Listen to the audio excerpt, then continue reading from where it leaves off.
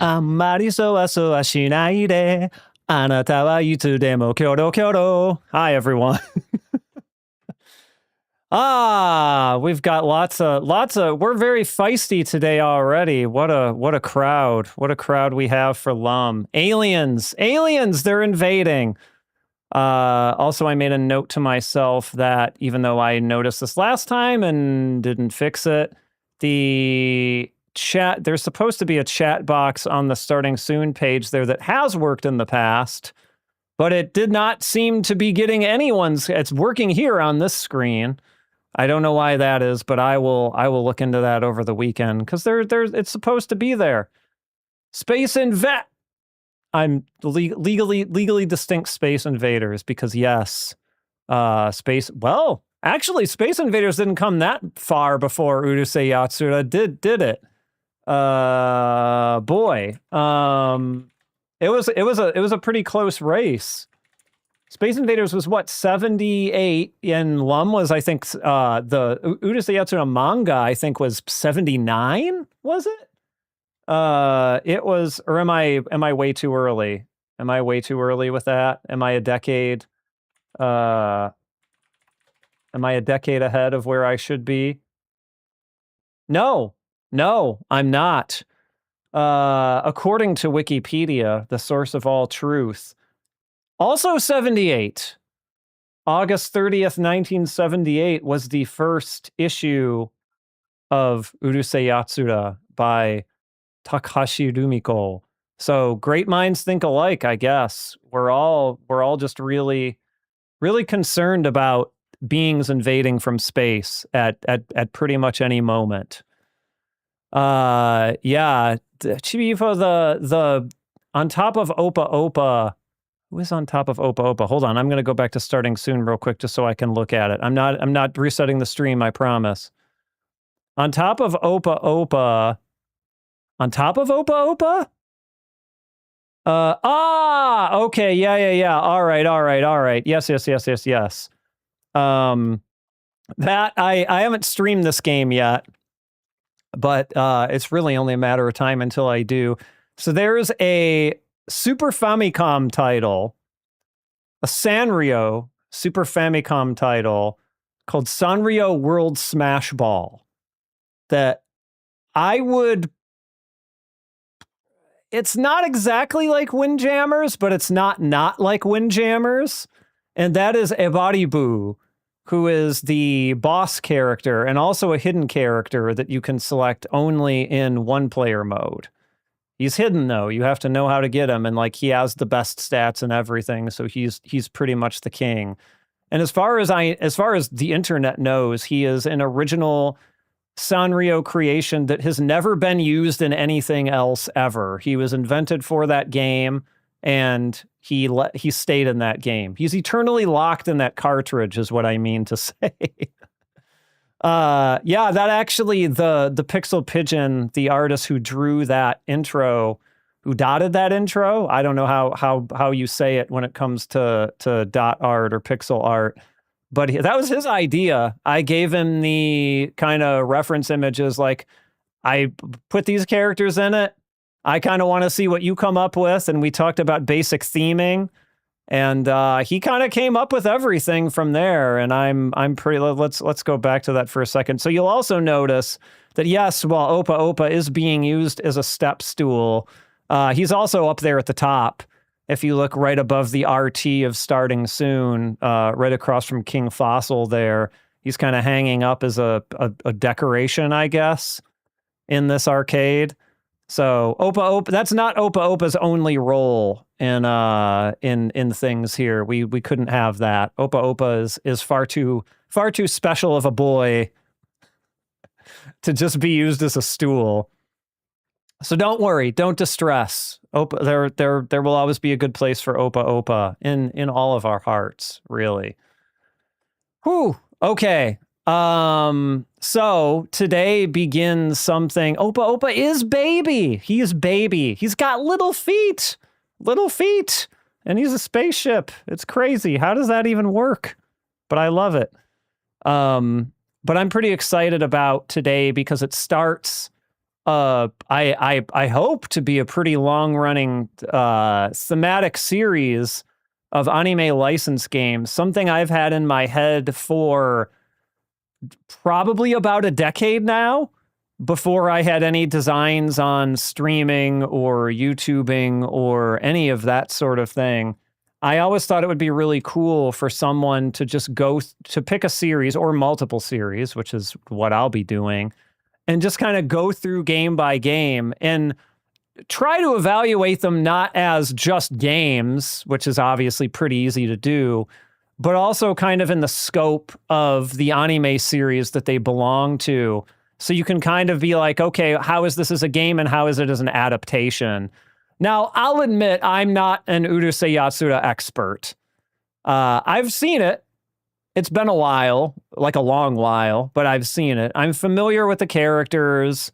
I probably remember the movies better, some of the movies better than I do the show, to be honest with you. So I'm hoping that maybe some of y'all will help me fill in the gaps for the anime part of that.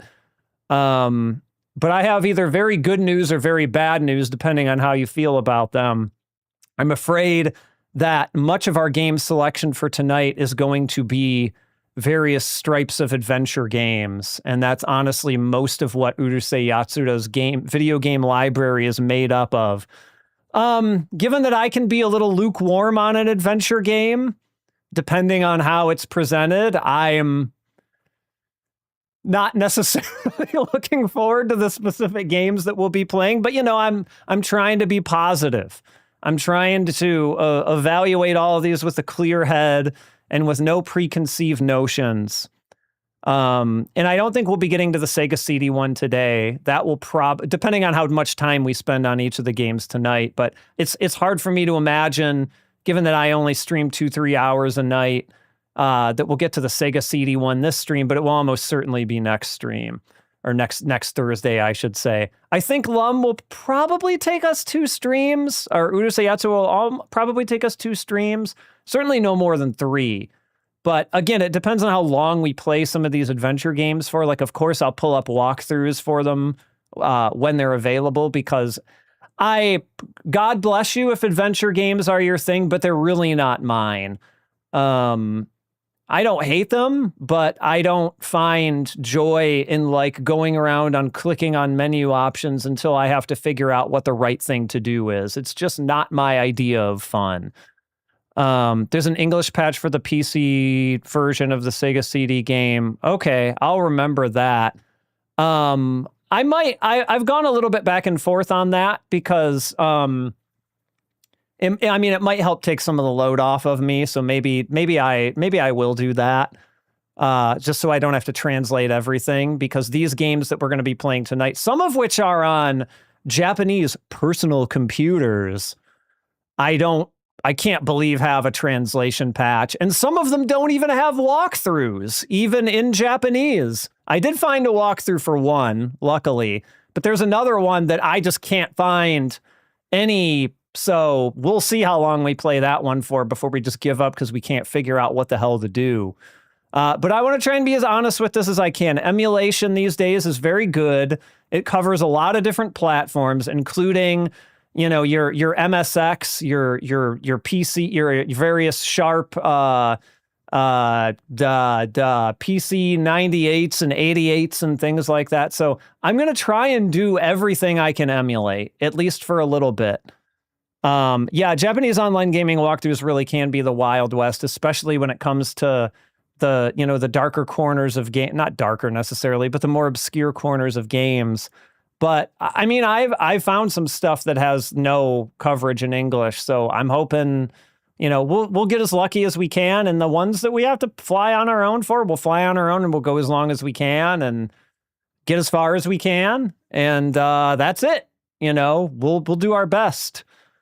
And that is all I can promise, because I've played basically none of these Urusei Yatsura games, like none. So I am going to be coming in from a place of ignorance, and I hope that will provide for more entertainment than it will frustration. But we will see. But yeah, I think Starlight Midori Land alluded to this. The first game we're going to play tonight, Lum no wedding bell, Lum's wedding bell, is weirdly from what I understand, it began as an attempt by Tosei, famous development house Tosei, who often goes uncredited for their work. It began as their attempt to port the Jaleco arcade game Momoko 120% to the Famicom, and somehow became Lum's Wedding Bells in the process, still published by Jaleco. So I don't really know how that happened, like what the story behind that is, or if that's publicly known, or if the story behind it is publicly known, but apparently that's the deal. I've never played Momoko 120%. I don't, maybe we'll look at it some other stream, but I don't think we'll look at it here. We'll probably just go right into Lum's Wedding Bell here in a second. Yeah, Tosei's an interesting story. I actually, I'll do a little crazy self-promotion, but probably one of the first translations that I did, was about Tosei, actually. The Mystery of Tosei, as the article is called. I'll drop this in chat for folks here if they want to check it out. But it's an actual interview with some Tosei folks that was in Famitsu back in 2017, an eternity ago. But they talked a little bit about their process, and they talked a little bit about some of their work. It's an interesting read, and if anyone's interested in Tosei in particular, I would really recommend it. Because it's pretty surprising that they even gave Famitsu that interview after so long of like living in secrecy and silence, and everyone, like, these days I think they're credited for more, like they're not completely uncredited, but back in the day you just didn't know what the hell they were working on, right? Because they were like your dirty deeds done dirt cheap of the Japanese gaming world. You got to know where to call, you had to hire them, and they wouldn't say anything to anyone. So that's probably being a little dramatic, but you know, it gets the point across. All right, let's see here. We go to this one, and then we go to this one, and what we get is, once it shows on screen, please. There we go. We get Lum's Love Song here as the title screen, which is not particularly surprising. Infant School. Oh, do we start with Lum as like... Interesting. Hold on, I'm going to go back to the title screen because I want to check the... how is that? Maybe there? That sounds about right. All right. Indeed, this is Lum's Wedding Bell, Urusei Yatsura. It's a two-player game, interestingly. I assume that means two-player alternating. And Lum is saying Gambaru-cha. So she's gonna gambaru, she's gonna do her best. But did Lum end all her sentences in cha? It's been a really long time, and I don't remember these things. Is she above fire? Is the infant school on fire? That's probably not good. All right, let's see what Lum has to offer us here. All right, okay. We got like we're launching her what, lightning? Does she shoot lightning? Is that a thing? Like electricity or something? Come on. All right, you're gonna... All right. Oh, okay. Me not reversing my jump. We'll get there. We'll get there. Oh, wait, you're not... I thought I hit that. Bear with me. I'm remembering how to play video game. All right, so we're platforming. All right, there we go. And we can just walk under these guys. We probably don't need to attack every freaking one of them here. And we got like an octopus? Oh no, we're not gonna get that part? That's interesting. They skipped the chorus? So we got doors. I assume at some point, octopus. Oh, the fire is rising. Oh God, okay. All right. I see what's going on here. I have to move faster. Oh, there are stairs there. Oh my gosh. Okay, or escalators. All right. So really our focus should be on finding the next escalator and not like shooting octopi and things like that. Okay. That is not a jump I can, oh! Lum grapples! All right. There we go.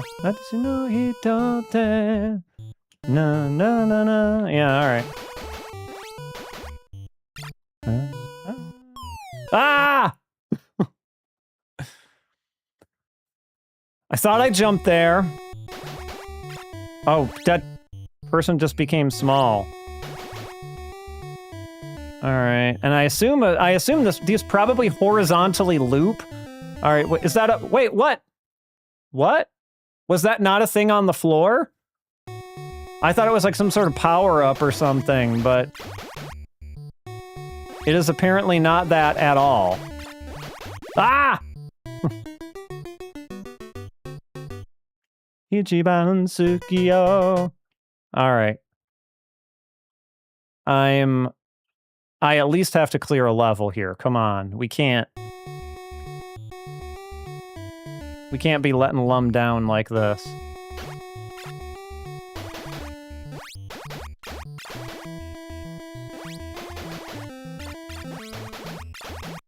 All right. So we grapple onto there. Okay. There's the escalator. All right. Oh, no. Okay. Taco. I'm guessing maybe this way. Now, is this a thing? Okay, that's not... Okay, Can I jump onto this? No? Okay, that doesn't work. Maybe I need to loop around the other way? Take the long way around to get to the, Maybe they're just telling me, like, nope, you gotta loop. Nanda sort of. Okay, this is not...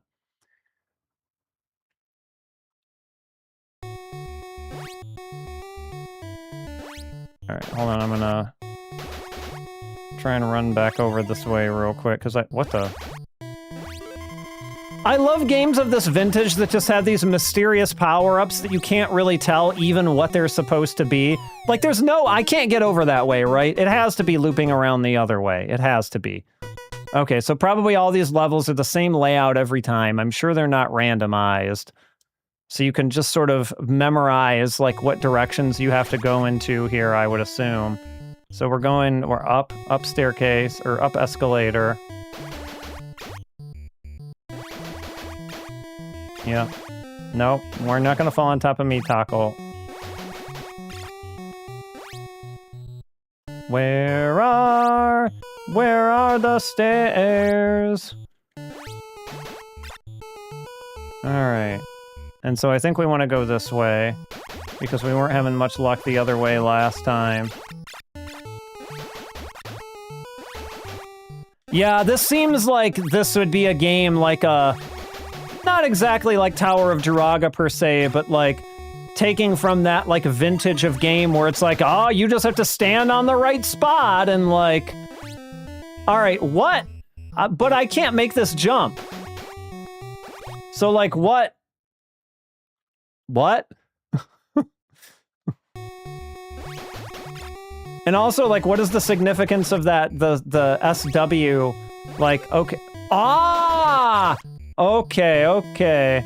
I got it.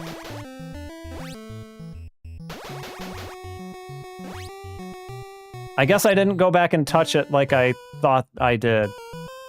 I wonder if you've got iframes on the stair around the escalators. I'm not gonna beat myself up over it. I definitely can kind of okay, I should not have gone for that jump. There were way too many of them. I'm not listening to my instincts here.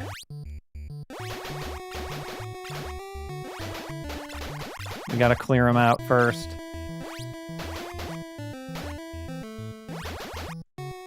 Alright, can I loop around in time is the real question. Oh, we got a music change. Oh god, the fire. The fire is getting high. Oh no. I shouldn't have gone around this way. Ah!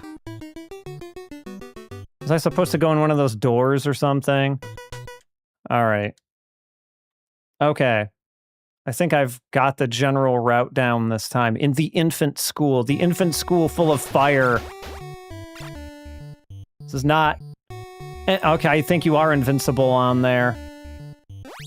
Because I'm pretty sure I just went right through that guy. You can't shoot while you're grappling, though. You can only grapple. Oh no, oh no. Ah! I thought he was gonna go over me before I got there. Yeah, also not surprised to hear that this game would be a bit glitchy. Not really surprised in the least.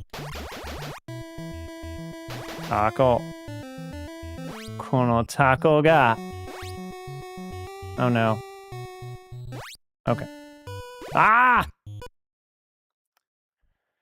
It's been a while since I played one of these. My instincts are de-rusting here. I'm trying to balance, like, not just shooting everything I see with, you know, moving with some degree of backward jump. No, we don't need that. Don't think we need that kind of tech here.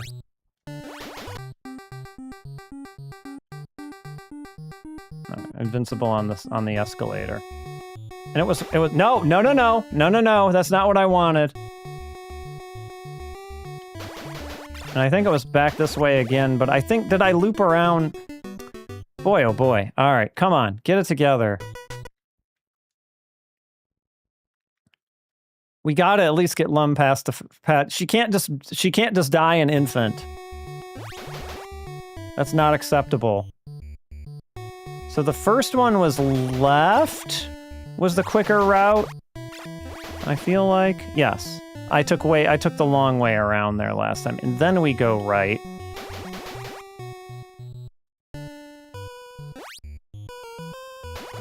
And we kill the octopi that are falling from the sky, and then we get this, which starts moving the thing, but there's way too many of these guys who are gonna stymie me if I...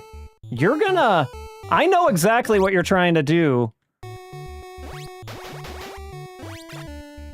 Alright, and here's our stairs. And I guess we were walking that way for quite some... Oh. Ah! Okay. Is this like a hidden screen or something? Okay.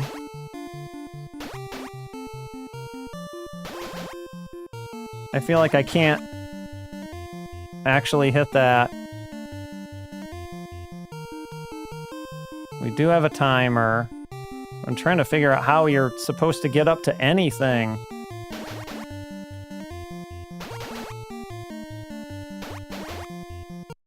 Okay. I don't think the jump really supports getting up there, but I feel like there must be something I'm missing there. All right. So I feel like I was walking to the right for an awful long time last time. And so I maybe need to go this way instead. Is that a... Okay. Okay. That's the stairs down. Oh, wait. Can we, like, get up here somehow? Maybe I'm not using this jump correctly. Hold on. Wait. Okay. Oh, okay. Wow. All right. But direction. I need to go direction. There we go. All right. Hopefully I picked the right way. But maybe the fire can't get me up here. Oh, the UFO. Okay, I get to be beamed. I am an alien after all, so... UFO is a good thing this time. And then there's this. Lum, she doesn't even get to ride in the UFO. She just is, like, hanging from it like she's some sort of a commando on a chopper. Oh, she's growing up! Our little Lum's growing up! She's in elementary school now! Oh, Lord. Is that a Moneki Neko? I think it is. All right, and so now... Oh god, Maneki Neko, you're right in my way. Why are the Maneki Neko falling from the sky? Wow, you are... I just gotta knock you into the fire, huh? Okay, that's the way it goes! I collected a star. Hello, Red Spectra. Our little girl's in elementary school now. Lum's in elementary school. She was in infant school before this. But now she's graduated. And you missed her graduation ceremony and didn't even send a gift. How dare you? Okay, I was going... And let me guess, stage 1, right? Oh yeah. Is there not a continue in this at all? I wonder if there's like a code or something. Hold on, we're going back to infant school. But hold on, I'm gonna look and see if there's like a code or something. I mean, not that I wouldn't have already blown it at this point, but... let's see here. Sometimes these games had continues via codes and not just from, you know, the main menu or whatever. I am not seeing anything, which means welp. Welp. We might be playing infant school an awful lot. Let's just put it that way. Game over, yeah! Game over, yeah! He found one of the new ones, Chibi UFO. I had to add that. I know that's probably on a lot of people's streams, because you know who doesn't love that from Sega Rally, but I also love Sega Rally. I'm not made of stone.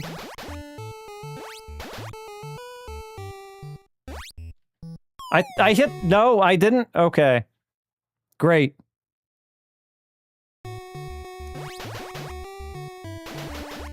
Taco.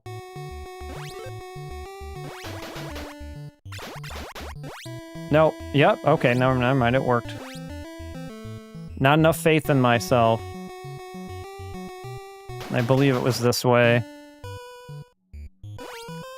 This is one of those games where there was probably a guide. There was probably an official guide. And, like, it just told you the best... It just gave you maps, and it gave you the best routes through all the levels. And... Okay.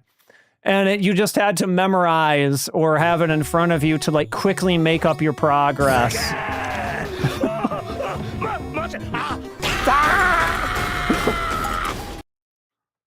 That. Yes, that. I'm not ready to give up. I'm not ready to give up. I gotta at least clear a couple of levels. I feel like I owe Lum that much.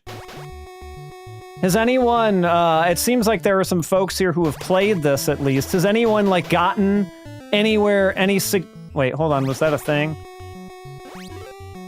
Wait, what does this mean? Oh, it's invincibility? Because I think I went right through them, so I think it's invincibility. Ah, no, Chico.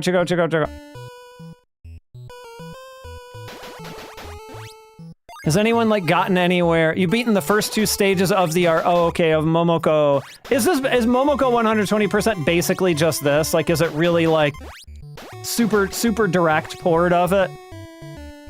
Oh, it lets you take a hit. Ah, naruhodo. Okay. I'll have to check out the arcade original. Because I feel like I might, like most games like this, I feel like I probably would like the arcade version a little bit better. Because, you know, Famicom 1986, like, not always the best, the best port jobs there, right?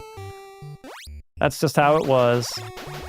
Sometimes they were interesting, sometimes they were good, most of the time they were maybe interesting, but not good. There's a very, like, specific point on that ledge Not a bit better, but not a vast improvement. Okay, so... Okay, well, just like me, just jumping into the fire. And right, here's our trampoline. Wow! Wow! There we go. And then we hit a bonus stage here at some point along the way. I can't remember. Yep, the UFO. Or we didn't get a bonus stage that time, but that's okay. We're going to the, we're going to elementary school. Only one stage completed, I'm afraid. And we'll see how quickly we end up back there. I guess I could save state this. If I'm gonna save state it though, I'd rather do it with more lives though. I don't love that we're already like really upping the projectile game here. And I'm guessing I probably have to go right here, because why wouldn't they want me to do this, right? Okay. No, no. Oh, no. No, no, no, no, no, no, no! Taco, God.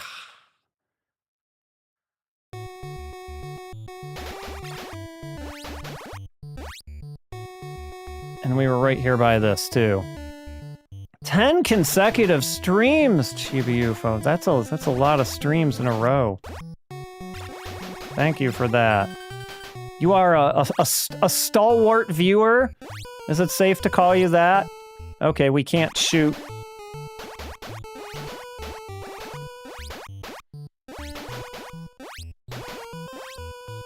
There we go. I might be taking the long way around here, but honestly, without... Is love avant-garde? I guess maybe. I could see it. Avant-garde de Gaia. We gotta... Oh! This is a mechanic too! Okay, alright, okay. What? I still don't really understand how the trampoline jump works fully. It seems like... Neko, get out of the way. I need room. No! Okay, alright, so... Alright, okay. Please.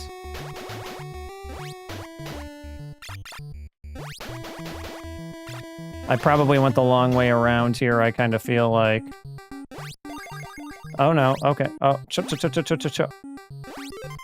Okay. Hayaku. Ah! Trampoline jump is jank as hell. Alright, I want to try to get to level 2 with a little bit more lives than that, so I can, like, try and put up a little bit better performance on level 2 here. I feel like I'm at least getting the flow of infant school here a little more. I'll never be anything more than an elementary school student, I'm afraid. Gambare. Gambare yo, Sukuna-san. Sumimasen. Anyone out there watch Jujutsu Kaisen at all? I'm quite the fan myself. Oh god. It's a good one. I like it. I mean, obviously your mileage may vary, but I find it very entertaining. If you like shonen stuff, I think you could do a lot worse.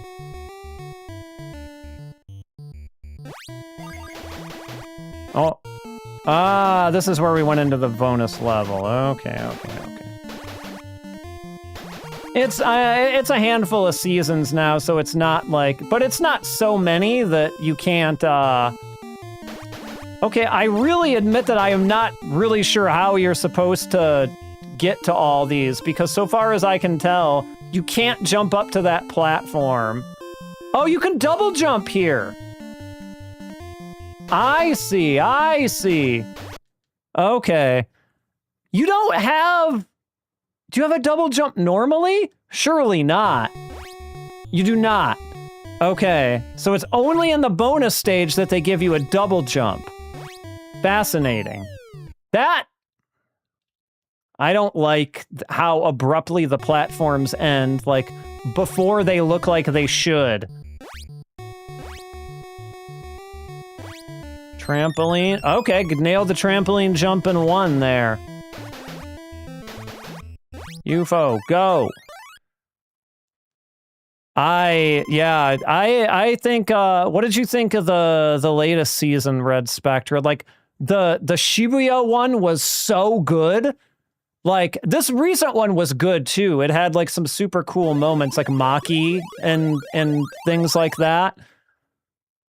But, yeah, I like that show. Yahoo! Corn Dog Maddie. I could go for a corn dog. Corn dog sounds delicious. All right, no, don't get distracted by corn dogs. We have to escape from this burning building that is apparently an elementary school. Welcome, Maddie. I hope you brought corn dogs for everyone. Because we could really all... No? Okay. Well, just this once we'll forgive you. Ah! I forgot to save state before the stage, too, when I actually had a respectable amount of lives. Because I kind of want to see a little bit how far this goes. And I'm not quite ready to, like, learn the full clear of this game yet. I'm not convinced that I like it that much. Mustard and ketchup. Okay. I mean, a corn dog needs something. I can follow you there. I am a Chicago resident, so I'm afraid that on a regular hot dog, I cannot agree with the ketchup and mustard thing. But on a corn dog, that's a different story. You're talking about a very different animal there. Yeah, Maki versus the Zane clan was amazing. Like, yeah, it had some really great moments. And I like the comedian, what was his name? The comedian guy? What, like the Manzai guy? Was hilarious. Like, I thought that was a great idea for like a comic relief character to put into something like, yeah, sorry, you're correct. I misspoke. I meant, I didn't necessarily mean to speak out against mustard so much as I did ketchup, I guess. Not that, I mean, don't get me wrong, I like ketchup on things. Ketchup is a good tool when used. Ah! What the hell? What is happening? What the What the hell is this? Is this a thing? A giant tiger that just eats taiyaki? What is happening? He can't... Can he jump on the trampoline? He can't! What does he do? When do I not be the giant... Okay. No. Alright, I got invincible... Alright, hold on. Shank trampoline. You gotta work with me here. That was very surprising, as you probably were able to tell. That had not happened to me in any of my previous playthroughs of this level, so I was very shocked when I turned into a giant tiger. Minneapolis is pronto pup. Okay, does Minneapolis have their own like hot dog situation? Do they have a? It's been a long time since I visited Minneapolis, but I did quite like the Twin Cities area. It seemed like a pretty cool place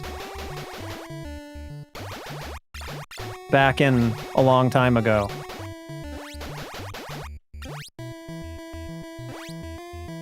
Alright, so first one is up here. Eh? Did he push me back? Maybe I pushed myself down the stairs without realizing it. That taco is up to no good. I can tell. You are gonna... Okay. Alright, okay. I knew you guys were gonna fall. And now everyone in the world is falling down this hole now. For God's sake. Go over there, please. I'm willing to bet it's this way. It's... Okay. Okay. Culver's... Alright, Culver's is fine. I know some people really like it. I think it's fine. The Pronto Pup is the Minnesota State. So what makes, so I mean, a corn dog obviously is a traditional state fair or like carnival type food. Like I feel like you can find them at state fairs like countrywide. But what does the Minnesota State Fair version of it look like? Is there like a specific thing that they do to it that, oh, it's big. Okay, all right.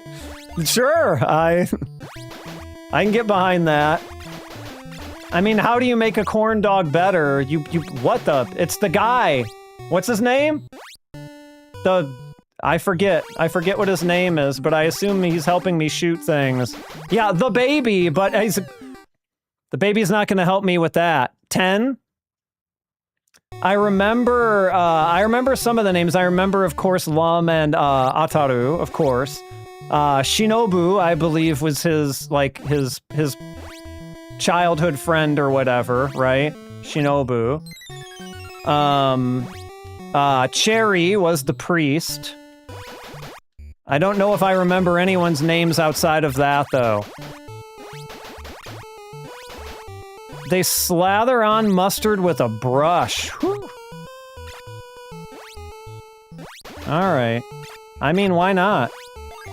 Why not slather on mustard with a brush? I feel like I'm so close there. I was so close there. They're adding floors on me here, I can tell. But, all right. If patterns hold... Yeah, I saw, I watched some videos when people started talking about the British dub of Lum. It is pretty darn funny. All right, I do not want to stand behind you this entire time. Whatever the hell you're supposed to be.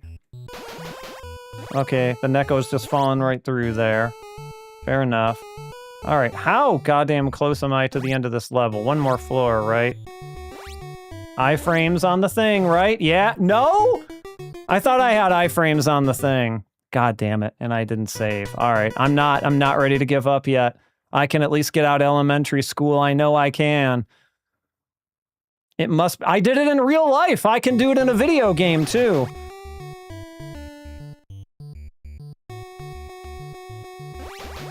Taco. Ikagen Nishiro Taco.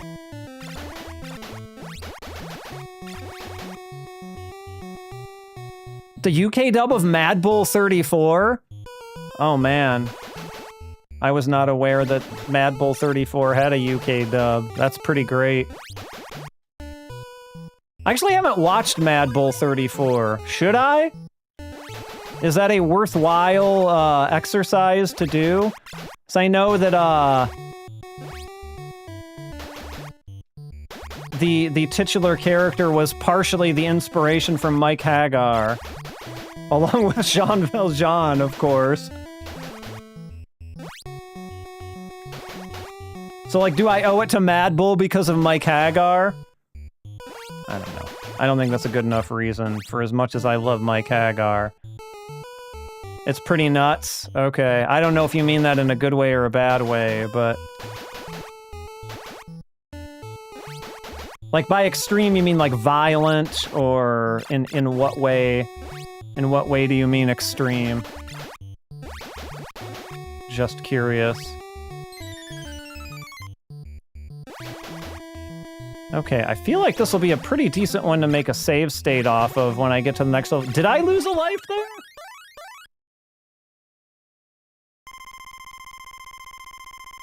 If I did, I didn't lose many. We're saving it. Oh, it's a Japanese Frank Miller. Okay, that frames it for me. That frames it for me. Well, what is on the level of Violence Jack, truly? I mean, like, Violence Jack is its own. Thank you! Thank you, Eugene Levy. I'm glad you were able to make the stream tonight.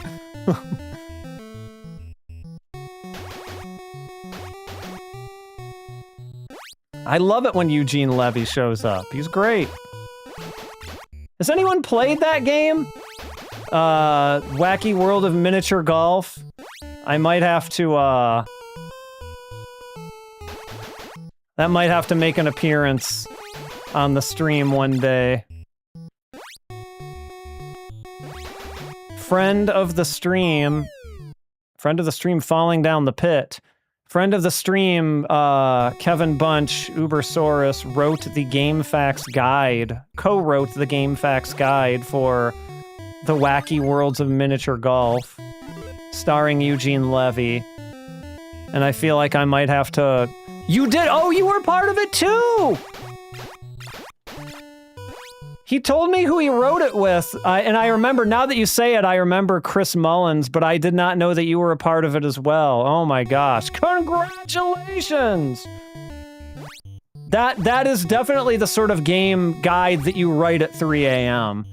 So I can totally see it. Why you know trampoline jump, Lum? Why your trampoline jump so bad? There we go.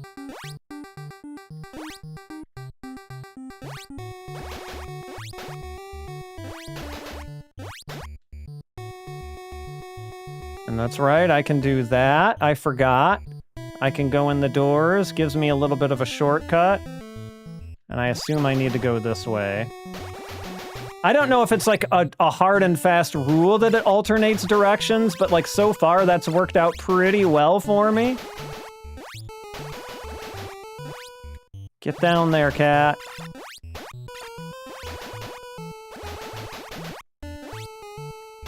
Taco. And I definitely have invincibility frames on the elevator. No.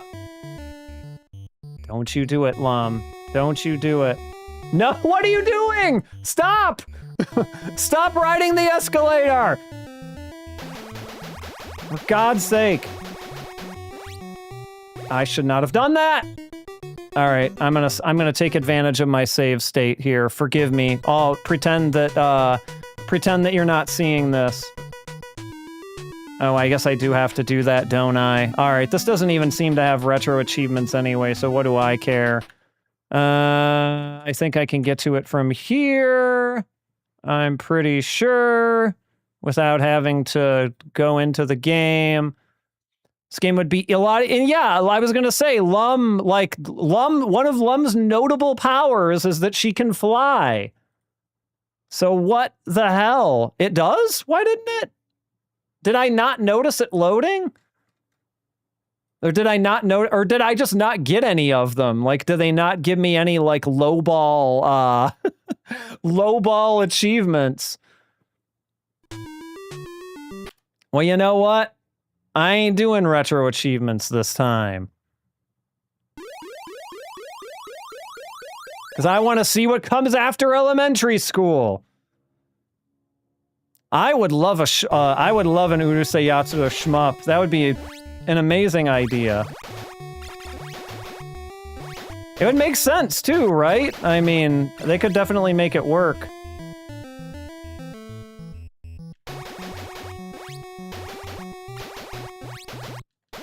They haven't according to my research, the latest Lum game was on the DS.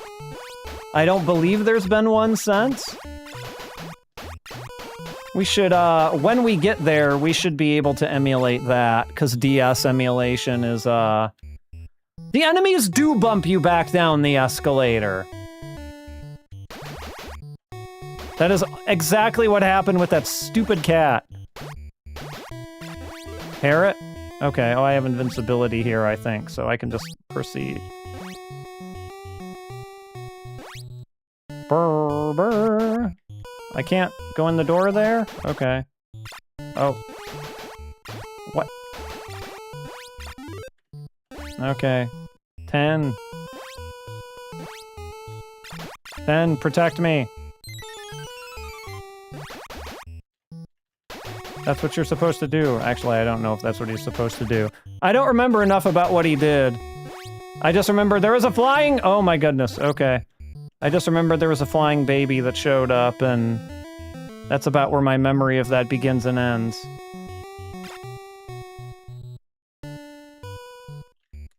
Alright, so what, it would be to the right, potentially?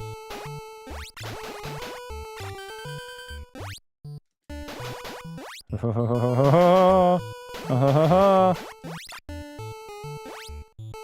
game's trying to make me sweat.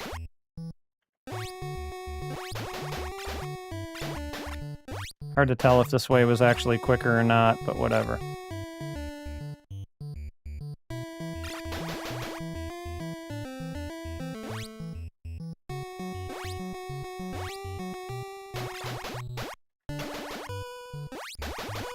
I don't trust any of you!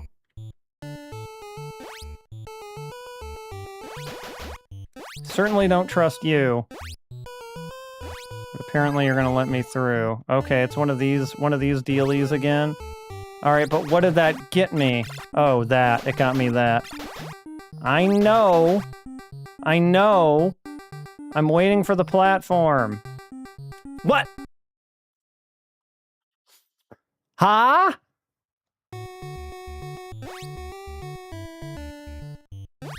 Can I, like, not get into that room?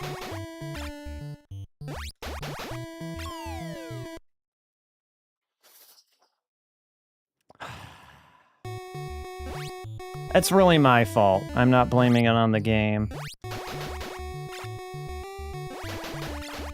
I mean, I kinda am. Okay, this whole time I did not realize you can duck. That's on me. Ah! Are you serious? Are you serious? Now we're pulling out the arrows again? Where's the UFO? Get me in the goddamn UFO right now. Where is it? No, we're not doing this. UFO, come here! I can't spend another minute with these things.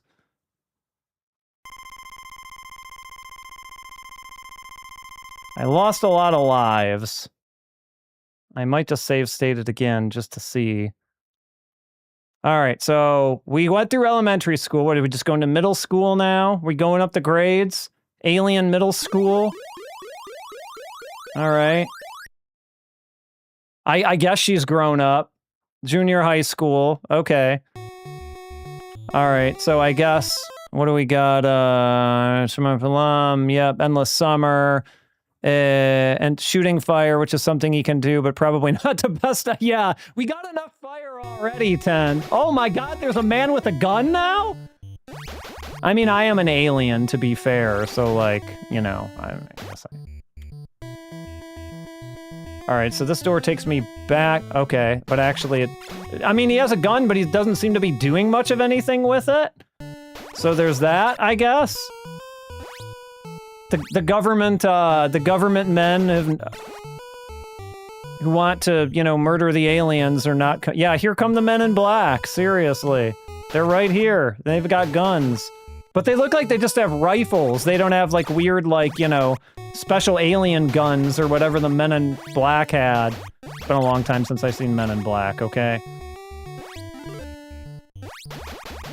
Yeah, I'm Invincible Cat. Screw you.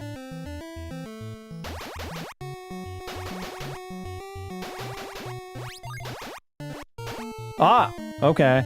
Oh, is that like Cherry's head? Is that what I'm shooting here? Is that Cherry's head? Ah! Stupid Cherry. You're supposed to help me. Not swing around with your stupid giant head. Oh wait, am I right here at the staircase? I keep calling them the staircases, but they're clearly escalators. Alright, that should get the stairs... Everything is stairs! Why is everything stairs for me today? I don't know what's going on. I got stairs on the brain. That was a bad jump. Luckily. It is only one life, but you know what? That's fine. I'm probably... Okay, is this the one that looped me back? Yeah, okay. I am the type of person where it really does take me a while to, like, memorize these types of layouts and levels. Like, even in shmups, like, I need to, like, take notes and things like that, and eventually when I grind them enough, I will remember them. Assuming they're not, like, ridiculously complex or whatever, but... Like, R-Type 2, which is definitely a game I would need to de-rust on before I streamed it, is just a nightmare of memorization, and it took me a long time and a lot of consulting notes to even be able to get where I got with that game.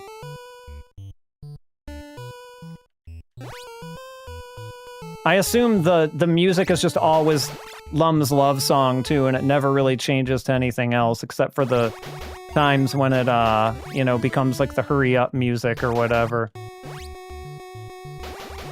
You? Why are you doing this to me?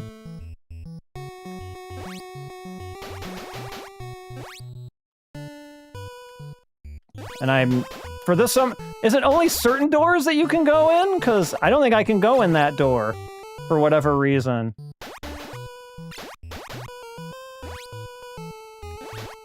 God's sake. Move over! You can't shoot when you're on these. I guess I just gotta go. Yeah.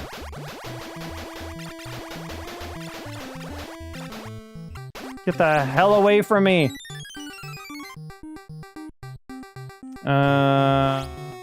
Take a stab in the dark and say this way. Ah! Okay, there was his gun.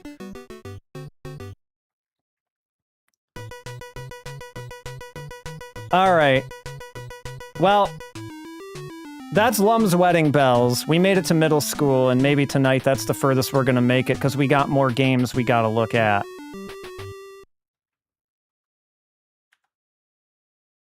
But before we look at more games, we do have one game that we can look at a magazine for tonight.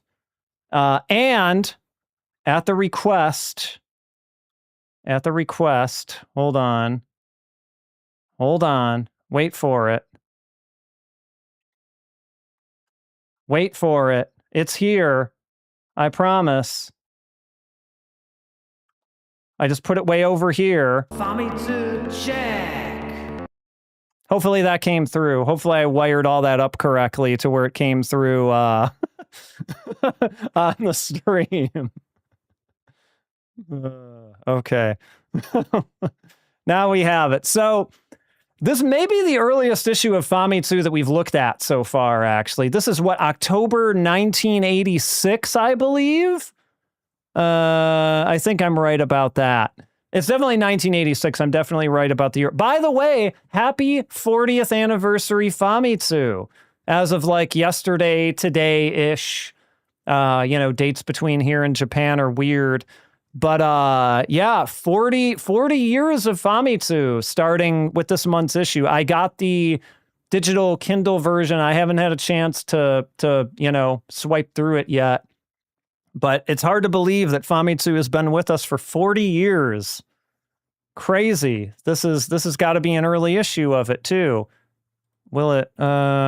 It's not cooperating with me with mouse over right now. So, but yes, this is a 1986 issue. And as a result, there aren't too many. We got like one page across review games, and that's it, including Urusei Yatsura, Lum's Wedding Bell. But wait, what is this?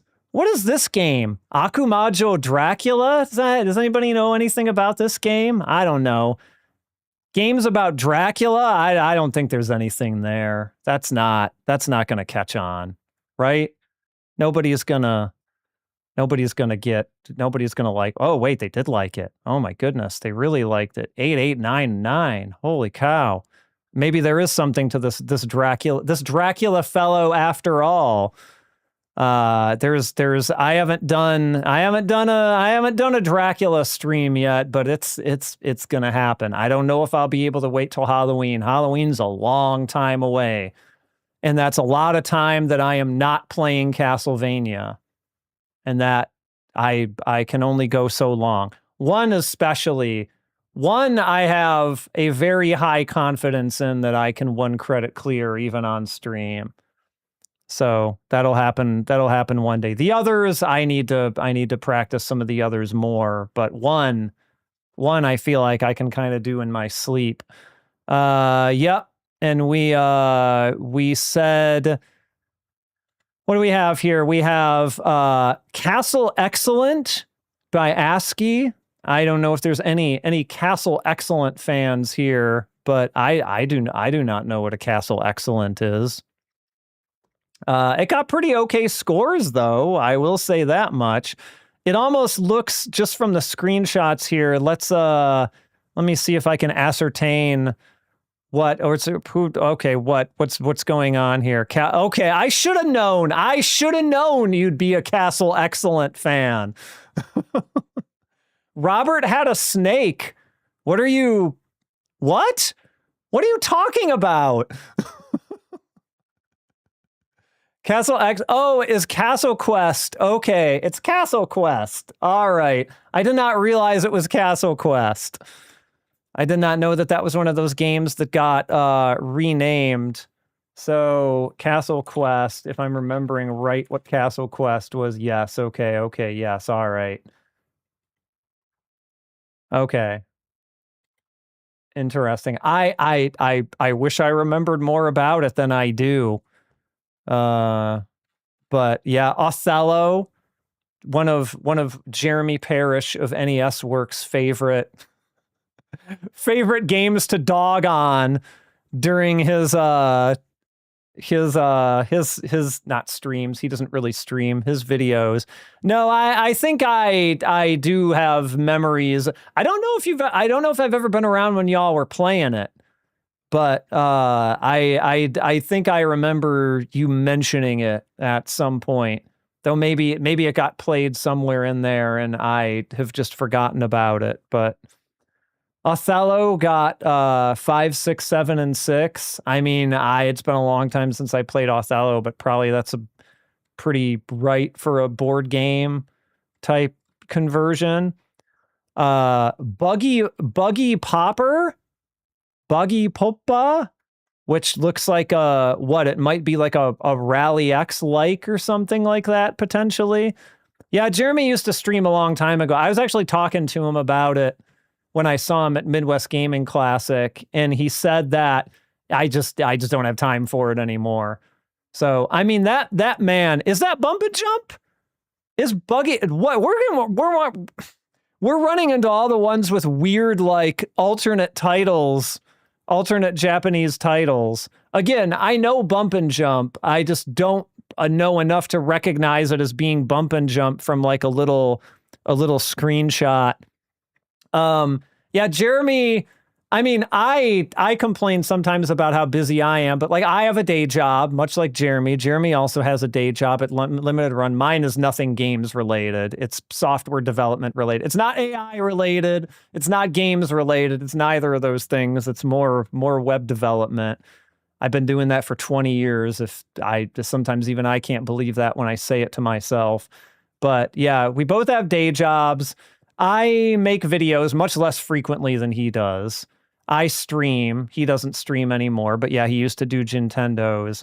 But he makes weekly videos, which I tried, and I don't know how he does it, because weekly videos basically killed me. Like, I had to back out of that shit pretty quick. Even every 2 weeks, I'm like, I don't even know if, especially streaming, right? Like streaming, like I look at streaming for me as like, you get less regular YouTube videos for me because I do this. And honestly, I have more fun doing this than I do making videos. You didn't hear that. I didn't say that. I'll deny it, but this is more fun. Partially because I have less prep work I have to do, though I do still do prep work. I have to find the Famitsus and things like that. But like, I like, this is a much more directly interactive medium than a YouTube video is, where you can really only interact with people through the comments. And so that's a lot more fun for me. And I don't have to write scripts and stuff like that. That's good too. But he does nephew on stream for one of them. I must have missed that one. Oh, wow. But so he has a day job. He does weekly videos. He makes books. He has like 500% more books out than I do, which I know a lot of those are from, adaptations of like his video scripts. And I get it. That cuts back on the work somewhat. But like, he makes books. What else does he do? I feel like there's another thing that he does, isn't there? Retronauts, of course, Retronauts. And yes, he's not the only person who does episodes of Retronauts. There are other people who do it as well. So I know that's not solely on his shoulders. But like, that guy does a lot. And I asked him, the only way I can reason out that you have as much time to do all these things that you do is you don't get much sleep. And then he's like, well, he goes, I get about 7 hours a night. And 7 hours is pretty good.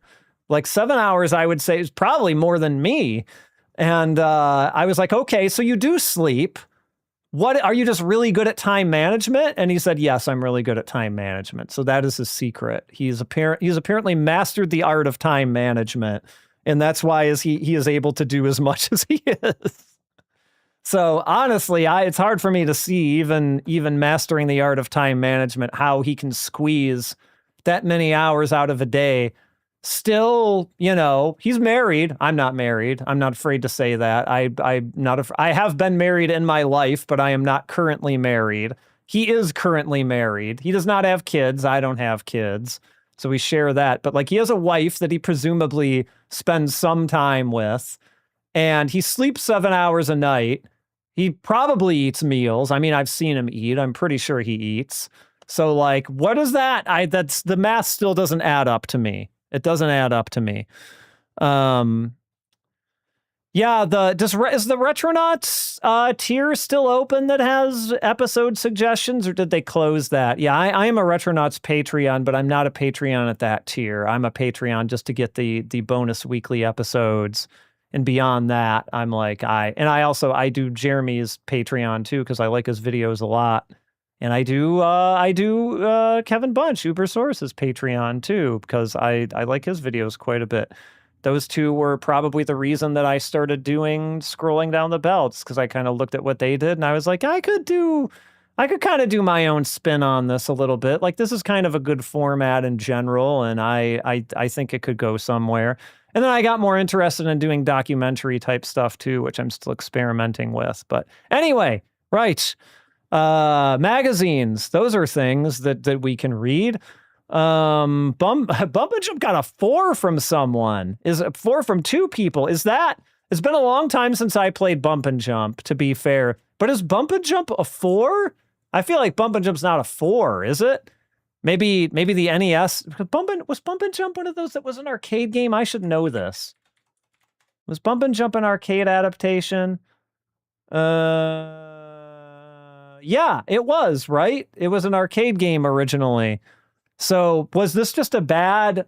I think maybe I've played the arcade Bump and Jump, but I haven't played the NES port. I think maybe that's what it is. But is it a 4? Like, is that NES? Does anyone play that NES port? Like, is that a 4? I want to look at some of their reasoning here.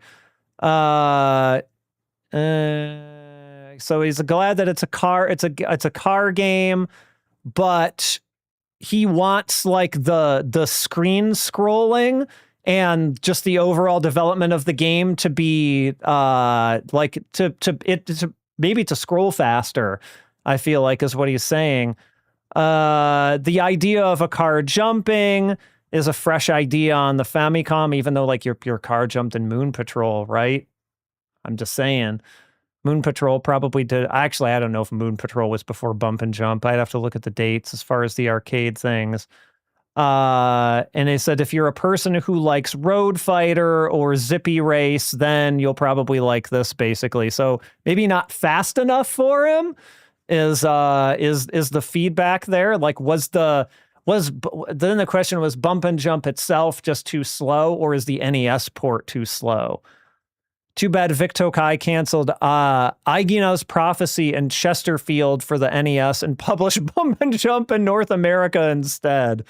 That probably is quite a pity. And then like, okay, this other person who gave it a 4 says, I like the driving games of old. F1 Race, Road Fighter there are a lot of games that I think that I've played for a long time. But this we'll call it Bump and Jump, but this Bump and Jump, it doesn't feel like you're driving a car, he says. And he's not really sure why this is. He kind of ponders, I wonder why that is at the end, but he says it doesn't actually feel like you're driving a car. I mean, did it feel in Road Fighter or Zippy or F1 Race like you were actually driving a car? I mean, I feel like he's being a little overly harsh here. Gascon Kanaya. Yeah, I don't know. I feel like we're kind of picking at nits here and we're beating up on Bump and Jump.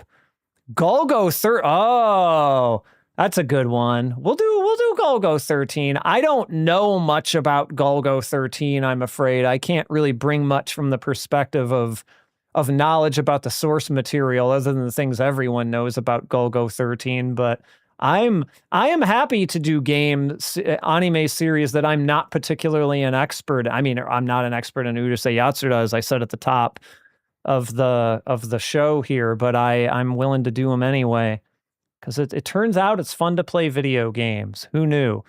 But it's looking, just to give everybody a little peek ahead, when we won't be done with Urusei Yatsura for probably another stream or two, especially at the rate I'm going.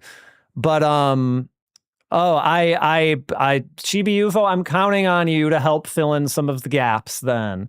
I'm counting on all of you to help and fill in some of the gaps, because I know Ted Bob is also a big anime person too, so I think he can probably help. Golgo is a problematic man. This is true. Golgo has many Duke Togo has many flaws. I don't think any of us here will pretend like Duke Togo is not a problematic figure. Also, Red Spectra, good. I've got a good crew.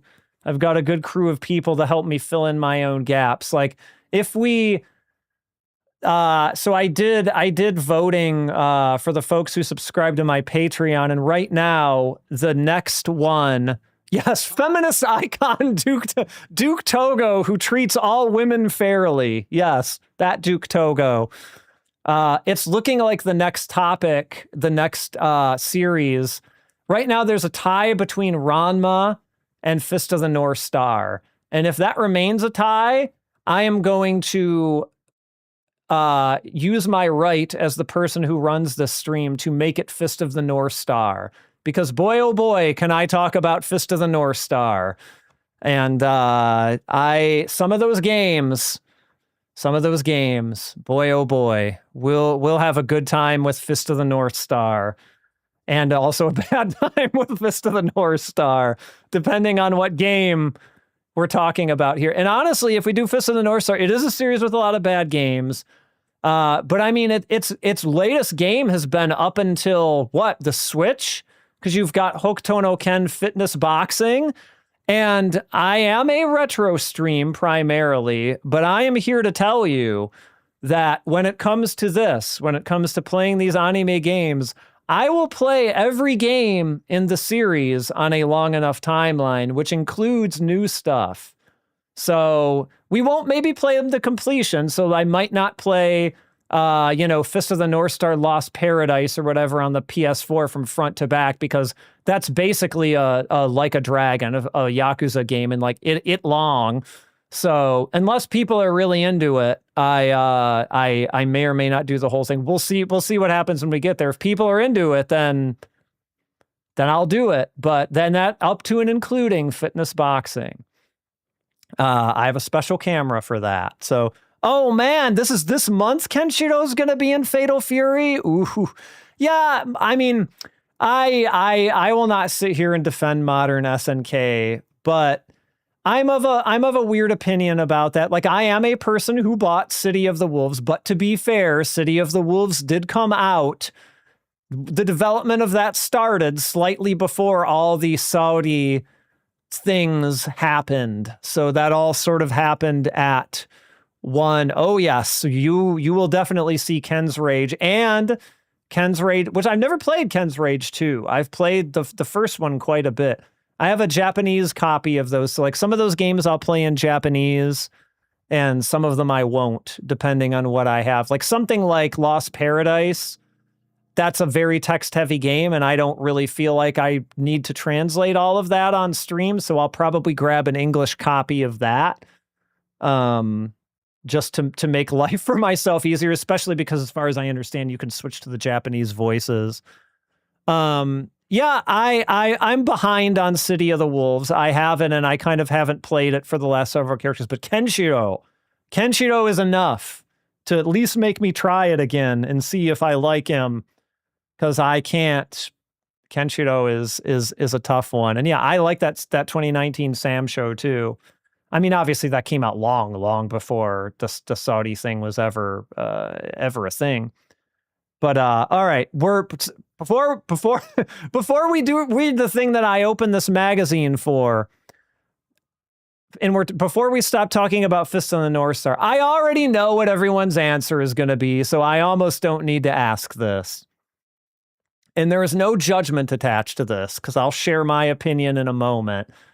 But Ayo Torimodose, which is You Are Shock. It's that first Fist of the North Star game. Ayo Torimodose by Crystal King, or Tough Boy by what was the name of the Tomcat, right? I don't think I'm wrong about that.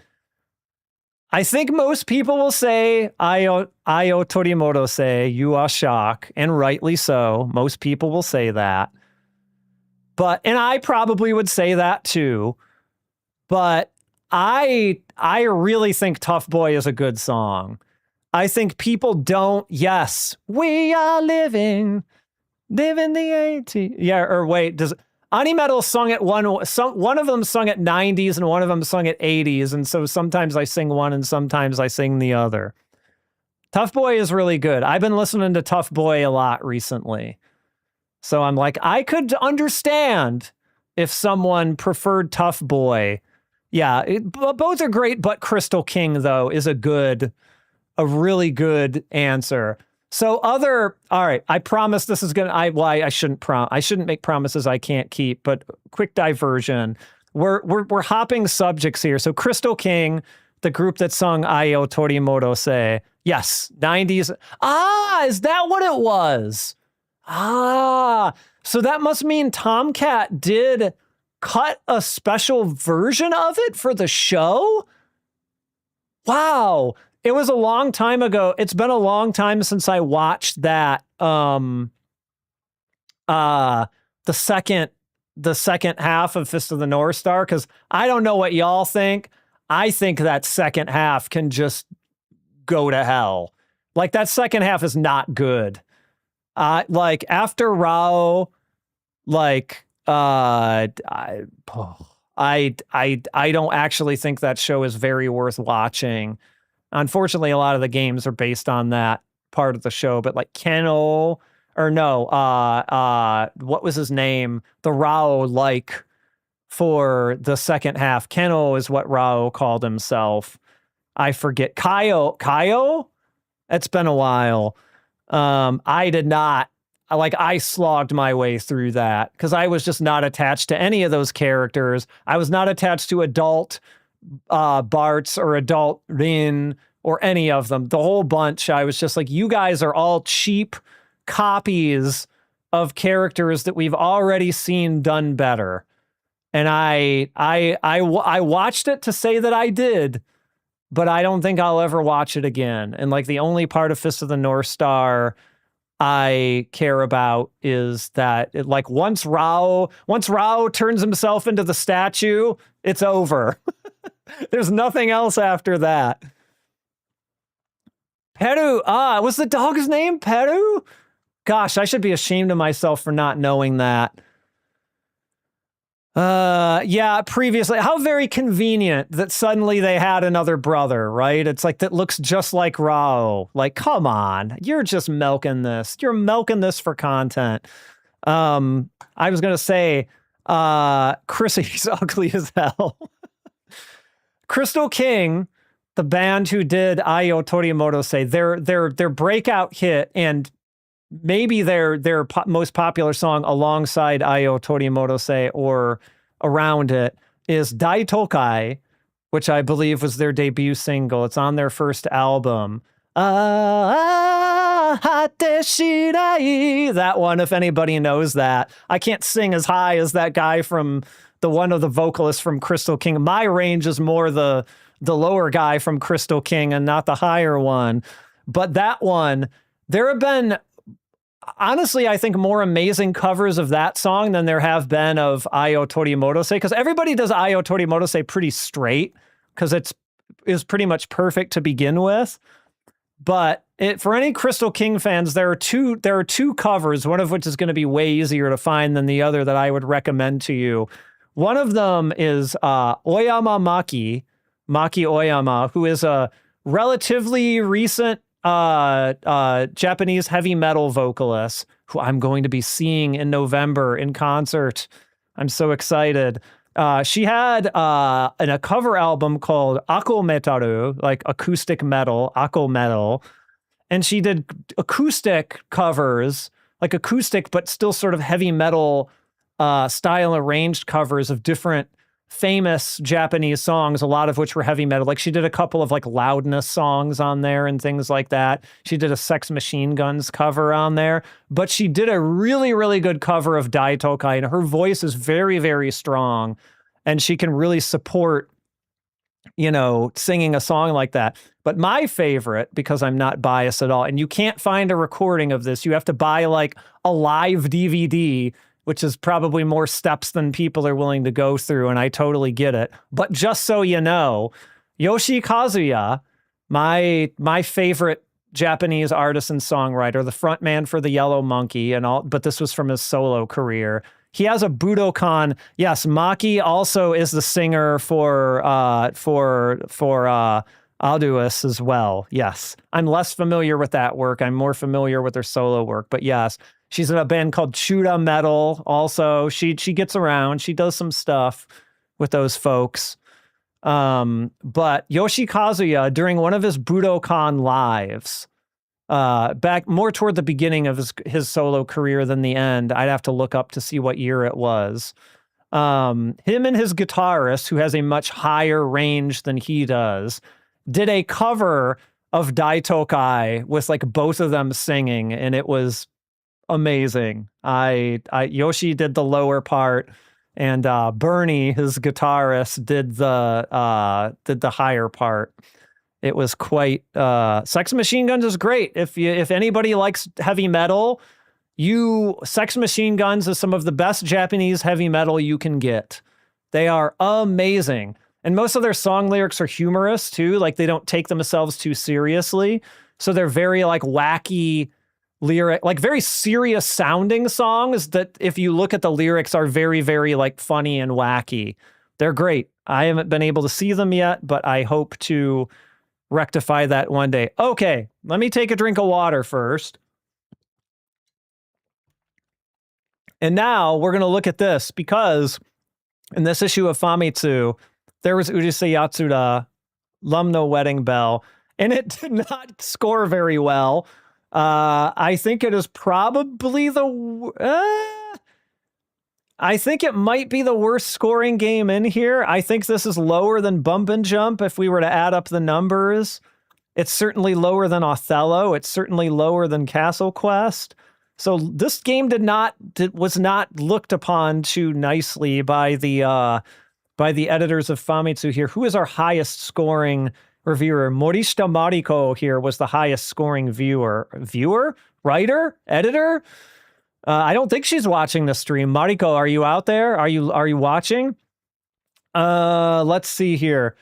So she was the highest score. She gave this a 7, which I definitely think this game is not a 7. I don't think it's a 4, but I also don't think it's a 7. I might be more in the 6 in the 6 camp, maybe the 5 camp. So let's see. Okay, so she's a Lum fan, so she's noting that like this is a great, I love this piece of software because I personally am a big fan of Lum, which I guess I can get that, going a long way for you. Yeah, she's like, okay, I especially Ramchanga Tenshan ni Sokuri de, yeah. So she's like, and I really like the part that when it shows when Lum is a kid and how she looks just like Tenshan. So I don't know that she looked that much like him, but okay, fine. But she thinks that it's just average as a game. And she says that fans will probably be able to have some fun with this. So I ask you, as a reviewer, as a reviewer for a game publication like Famitsu, and granted, Famitsu is not very esteemed at this point. It was in its fairly early days. It was a magazine that only debuted in 1986. Do you weight your love of the franchise above a game that you call in your own review average as a 7? Is that right? Is it correct to do something like that? I don't think it is. Like, if you were admitting the game as average by its definition would be a 5, right? Average would be like right in the middle, the middle score. Am I thinking about this wrong? Like, I feel like if you're saying this is an average game, then it's a 5.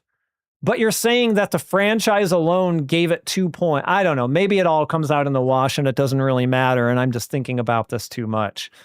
But I feel like an average game is not a 7, even if you love its source material. I, for example, am a big Berserk fan. I love Berserk. That Musou game is bad. That's a bad Musou game. And I extend a lot of graces to a Musou game if I like the property it's based on. I really love the Zelda ones. I love the Gundam ones, even though I know some people didn't. I like the One Piece ones a lot. That Berserk one was not good. I did not think that was a good game at all. And I would not give that points just because I like Berserk. Like, no, it's a bad video game. It doesn't get more points because it's a video game first before it has anything to do with the source material it's based on. I don't know. Maybe I'm just overthinking this. 4 is low for Famitsu, I think. I think they're usually a little bit more, they're a little bit more generous than this. I'm noticing, let's take a look at the 6 reviewer here, because I'm noticing someone in here actually referencing the arcade game. So let's see. We've got, as a port of the arcade game, as Lum doing the baton touch from Momoko-chan.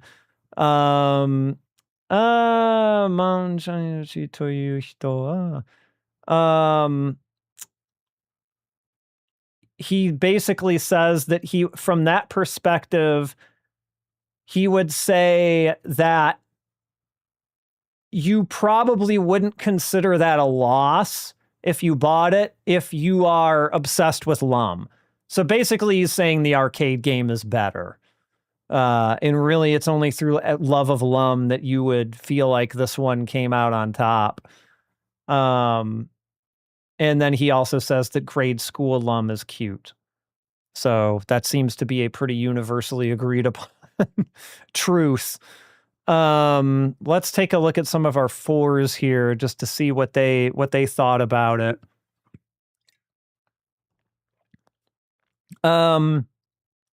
They're saying that the movement of the enemy characters is kind of cruel, which, yeah, I can see it. They're a little hard to read at first. You kind of get the hang of it eventually, but their movement is a little bit purposefully all over the place just to kind of make them not too easy to take out, I would assume.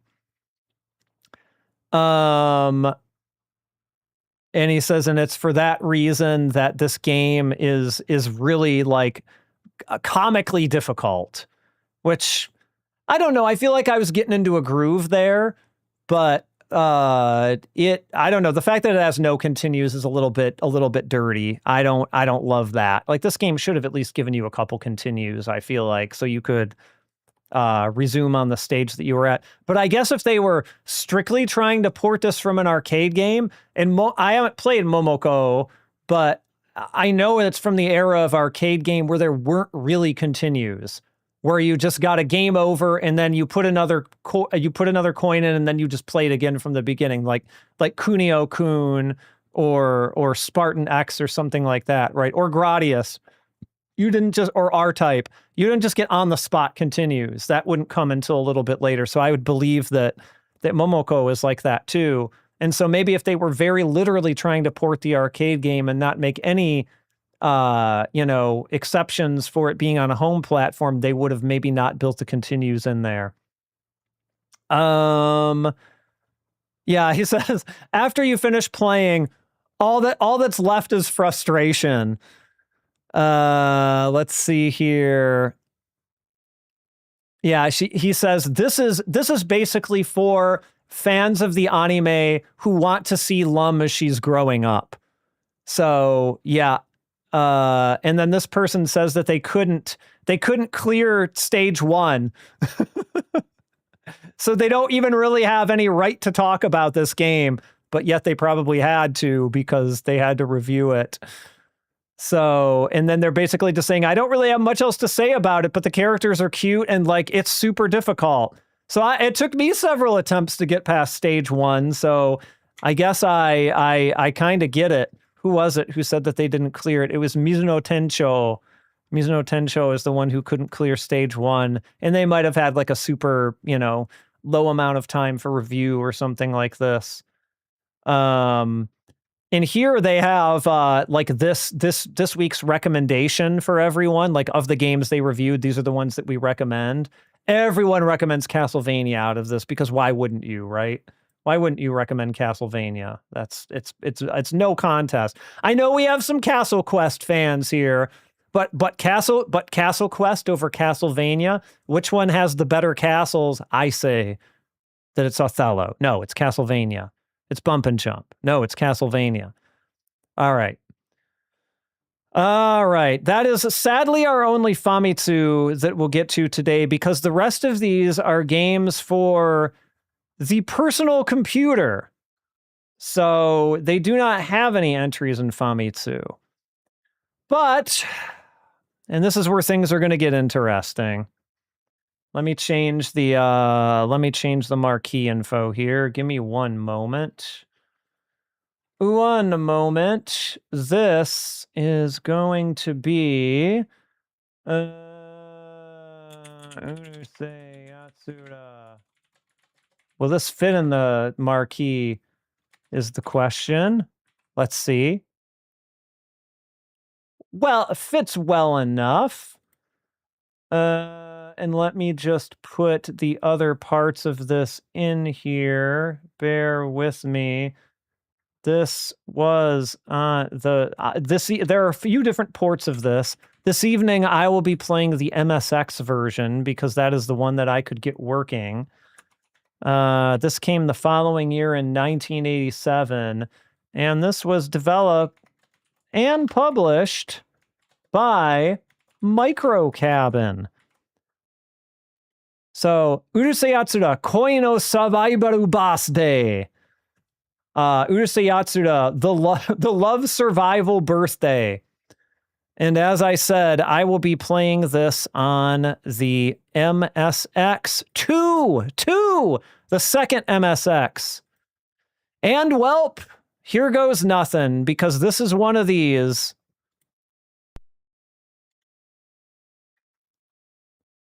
There's the MSX boot up screen.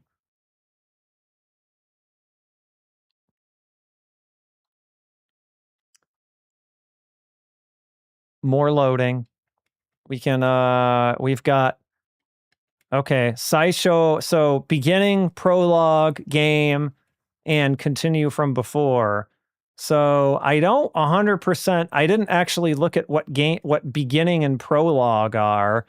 So I guess maybe we take a quick look at this and see what's up. But yes, this is a computer, as you can tell. All right. All right. Okay. Good. Slowly rendering graphics. I love it. Who is this? What character is this?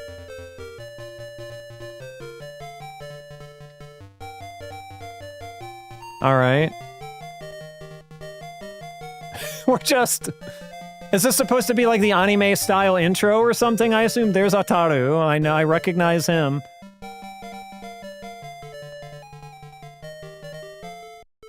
This isn't Shinobu, is it? I don't think this is Shinobu, is it? Or is it? I don't remember well enough. Yeah, I think this is just the anime style intro. Urusei Yatsura.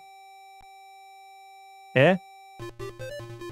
Gomen kudasai! So it's like someone at their Genkan, like their entranceway. Okay, this is... I may not be able to translate this, it moving this fast. So you may all have to forgive me here. If this is the normal text scroll speed. Shinobu is in the first square, okay.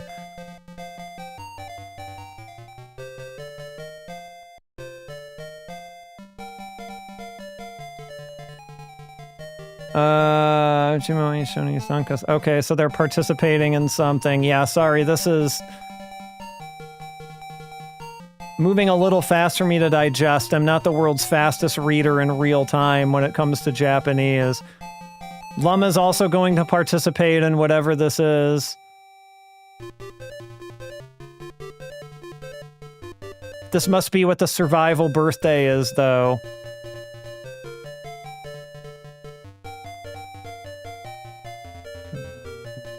Yeah, this is... The way this is scrolling is not... It's very fast! And the scrolling is actually very, like, maybe if I had, like... I mean, I can definitely read kanji. I don't need furigana normally, but, like, if it's moving this fast, like, furigana probably would have helped at least, but even then, I don't know if I would have been able to really get this. Alright, okay. So, I do have a walkthrough up over here on the side.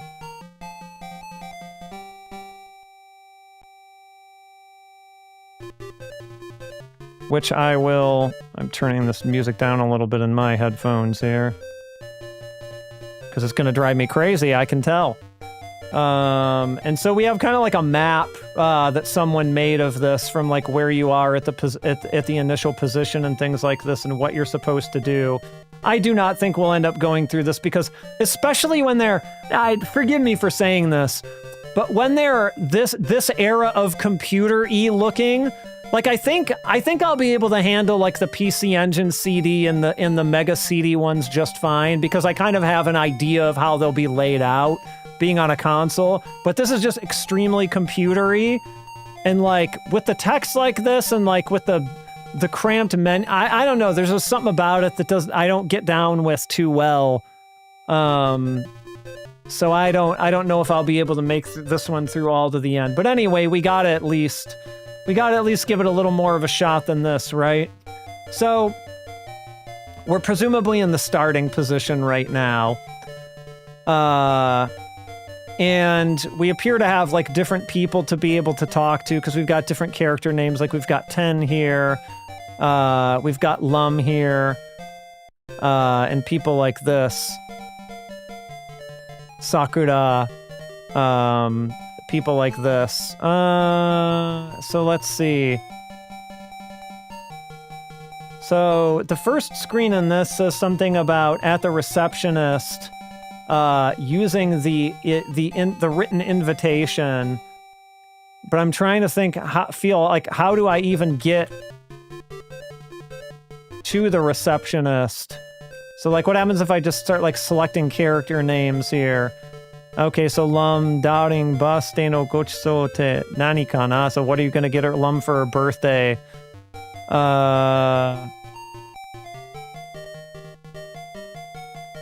What the hell? Okay. Uchi no konomi no karashi. Okay. Mustard cake with Tabasco sauce. Okay, I guess she's a big fan of mustard cake with Tabasco sauce, which sounds maybe like Ten's booty. There it is. It's here for all of us to see. And presumably Ataru says, "You idiot! There's no way there's such a thing." Ah, too bad. I guess she does some of her sentences in dacha. I'd forgotten about that. Zannen dacha. All right, we had to pick. So when we picked Talk to Lum, we now have like more. Oh, was I just not going over before? Oh no, now I have like a bunch more choices. So we have like a lot of choices in here. We've got like move, speak, look, but we've got things like push, nugu, like that's either Ataru taking off his clothes or him attempting to take off Lum's clothes, both of which I think are probably fairly likely situations. Erase and like all these things. So I'm going and buy and place and music. What music? Okay. Anyway, I'm gonna do what the thing wants me to do, which is basically move one north. So I think if I go to move here, Ido. Okay. Yep, you're at the Yosh. Bang. Okay, so he's giving us like the start signal. Okay. So we're moving now, apparently.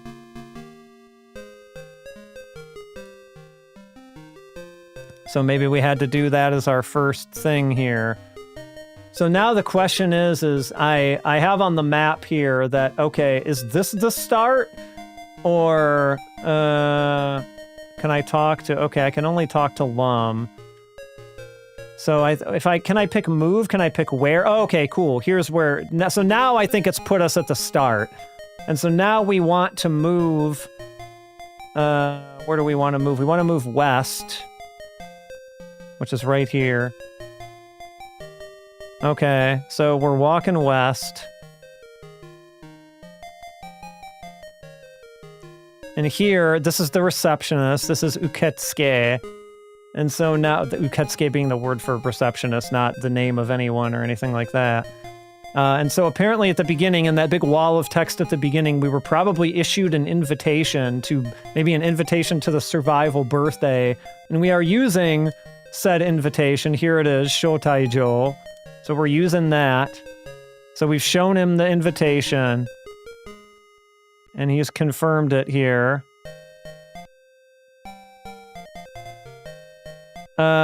Treasure finding radar. So if we received a treasure finding radar, okay, we're in a maze, which is pretty apparent from the map. Yeah, so basically we're doing treasure hunting here in the maze with our treasure hunting radar. So, fun. Okay, now we're going to move again to the north. Except that's not an option to move to the north. I think what it wants me to do is move back. So we can only move back the way we came. So back to the start. Right? So now we're back at the start position, I believe. And so now I think what we do is we move north. Here we go. We're moving north one space.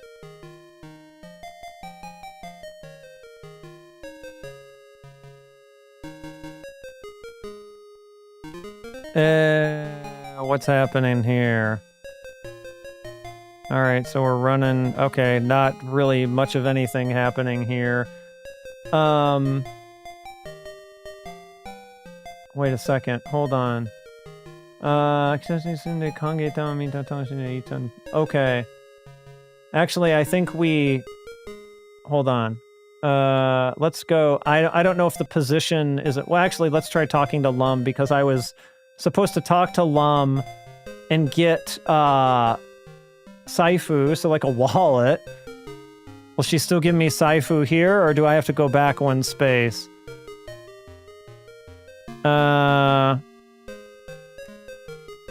I think I gotta go back one space. All right, so let's go back south. So maybe this is like keyed to the start. This is how adventure games do sometimes. Especially these old ones. I know some people love them for this reason, but they're so rigid that like I can play a game like Danganronpa or something just fine, which has like those adventure game roots. Like I like more modern takes on them, but like these old ones that are just super rigid and like you're pixel hunting and you're doing these things, like I can't really get down with that too well. Okay, so you're saying we gotta go, but you're not giving me the wallet. But here's the weird thing. So when I moved west, right? I'm gonna go back west, where we just came from, where we showed him the invitation, where we showed the receptionist the invitation, right? It said we were supposed to be able to move north, but we definitely cannot move north. But it just said that you get like you see a welcome reception and then you go back south, so back here. But then it said like back at the start, you talk to Lum and you get the wallet. Maybe what if I talk to him? So it's talking about, okay, no, just what if I talk to Lum here? Yeah, he looks just like a receptionist at a school festival, Gakuen-sai or something like that. Okay, so there's not really much happening here with this welcome thing. So I guess really we only move back. And I assume getting the we'll continue on, but Lum not giving me the wallet is probably troubling. It may mean either I'm dumb or this thing is inaccurate. Either way, we'll move in the direction they want us to move in and pretending as though she had given us this wallet. So we want to move one north, which we did previously. And we're just kind of at, nothing really here when we move one north. And we want to move one west. So let's try, let's start talking to Lum again just in case. Yep, this is the same thing as before. So no wallet. Yeah, I already feel like this is not accurate to what I'm seeing in this walkthrough. So we probably will not be reaching the end here, unfortunately. So I'm already okay, so we have the welcome sign here. But even according to this map, we can't. Let's move north one more. I'm thinking maybe he just got some of these step-by-step instructions wrong based on the map. Okay, so we moved up north. There's a big hole in the ground. And there is a bunch of people peeking out from it, a bunch of men. That's a what do you call it? Like a not a pitfall trap. That's my Monster Hunter brain calling it a pitfall trap, but I'm gonna call it a pitfall trap. Like, what a simple trap.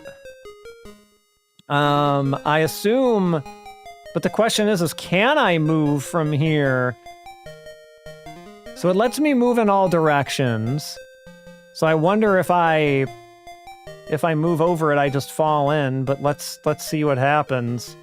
We'll move west. And just kind of see if we fall in or not. Alright, doesn't seem like we did. Okay, so now we're on kind of a nothing screen. Let's see if talking to Lum here changes anything.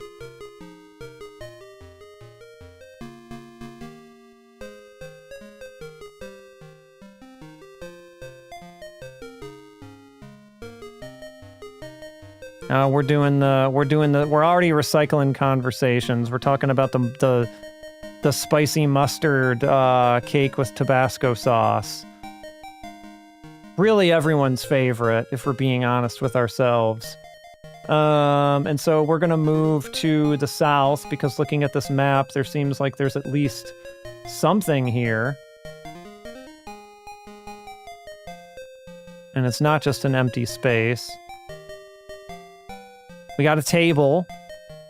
There's a table just in the middle of this maze. Okay, so there's a cake. We've got a cake on the table. And so we want to... It looks like we want to take this cake because why wouldn't we, right? If you were in a maze and you rounded a corner and there was just a table with a cake on it, would you not also take the cake? No pun intended. You can also try and take the table itself, which seems ill-advised going through a maze. I assume what we really want is the cake. So I'm going to take this cake. Take the cake.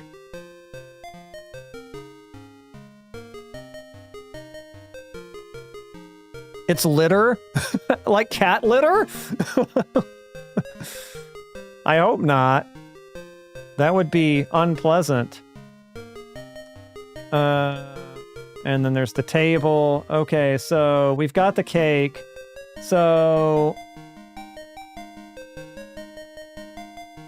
段を2回ぐらいくどいて Okay, so kudoku, is that to persuade? I think that's to try and persuade someone. Yes, it is. So, if I persuade Dan, not Lum, but Dan, I don't remember who Dan is, but if we persuade them twice, apparently they will turn the cake into taiyaki, which, depending on what type of cake it is, could be a good thing. I'm a big taiyaki fan. Okay, he's not here, so we can't persuade him. Which one was Ran? Let's see. Urusei Yatsura, Ran. Oh, Ran was the the pink-haired lady. Okay. Got it. All right, so we've got the cake, but we can't really do anything with it right now. And if we hand the wallet over to Ryunosuke, which we don't have the wallet, you get the Hyotoko key. But we don't have the wallet, so I wonder how up a creek here we are with our ability to proceed.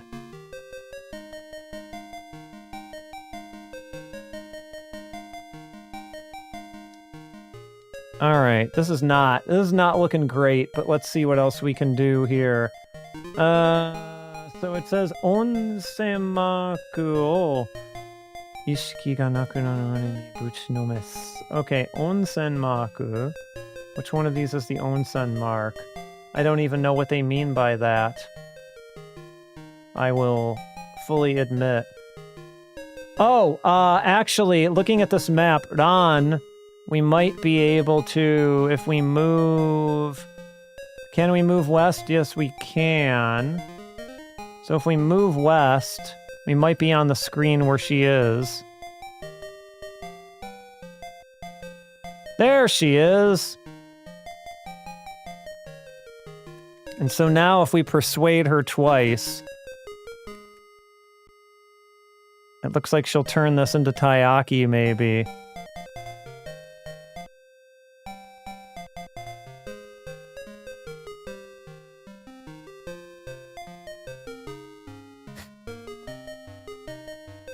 Ataru getting smacked again for being a pervert because he took Ran's hand.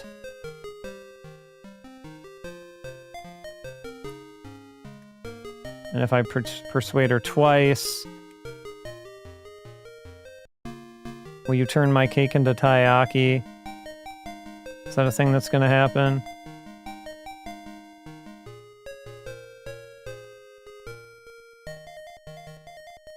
Or is this... Yep, there it is! It's a taiyaki now! Look at that! Can I take the taiyaki? No, okay. It's just a taiyaki that's just sitting there. I mean, if the taiyaki is there and I cannot eat it, what good is the taiyaki, I ask you? Anyway. Let's see here. So it looks like now we're kind of in a place where we may need this key that we have to exchange the wallet for. So I'm not 100% sure what the best way to approach this is. Let's just go north. Looks like it's just another dead end, but let's just see. We get like a... Are these good graphics? I guess they would have been for the time, right? For a computer game at the time. I don't necessarily think they're bad. I'm just looking at them and I'm like, are they good? I don't know. Study te oishii. I assume they're using the katakana word for study. She's like, you know, an alien not being familiar with the language. She says, darling, studying does that taste good?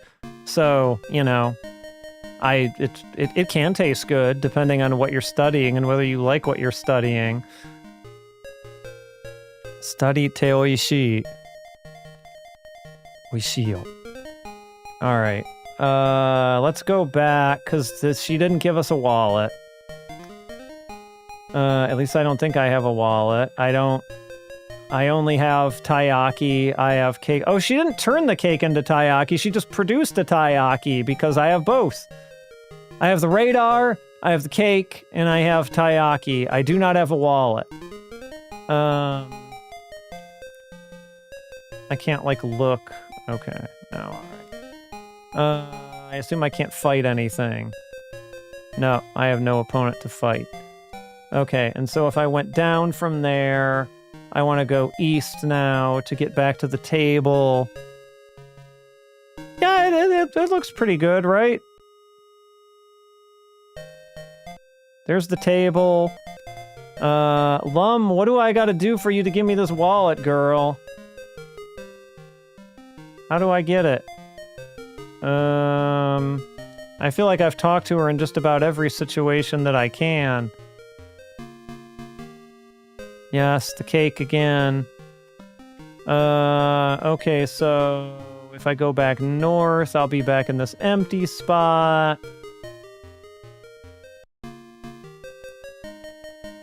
It does claim that this was in the start, but there was one other walkthrough that I was looking at earlier. Give me just a moment here to see if I can get like a second opinion on this. Because for good or for bad, I will only have so much patience for games like this if I don't have like a good guide I can follow. But there was one more. Let's see.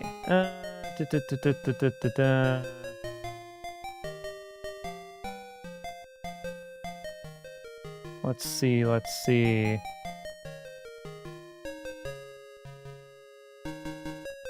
Here's the start. That's not really gonna work.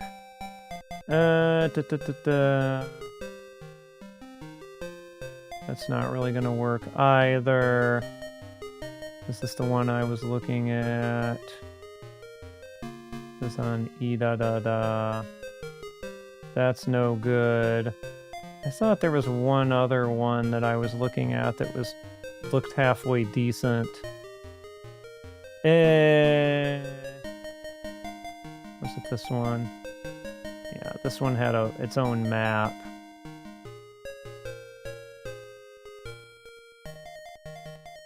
Okay, non-taiyaki, kotatsu neko, saifu hiro. Okay, maybe this map will help round out the shortcomings of the other ones. You have a love-hate relationship with Japanese adventure games. What are the love? You love them in general, but I do hate menu exhaustion. Yeah, I don't. It's tough for me. I mean, I know some people think it's worth the reward, but I don't know if I necessarily agree with that, at least when they're early enough, you know?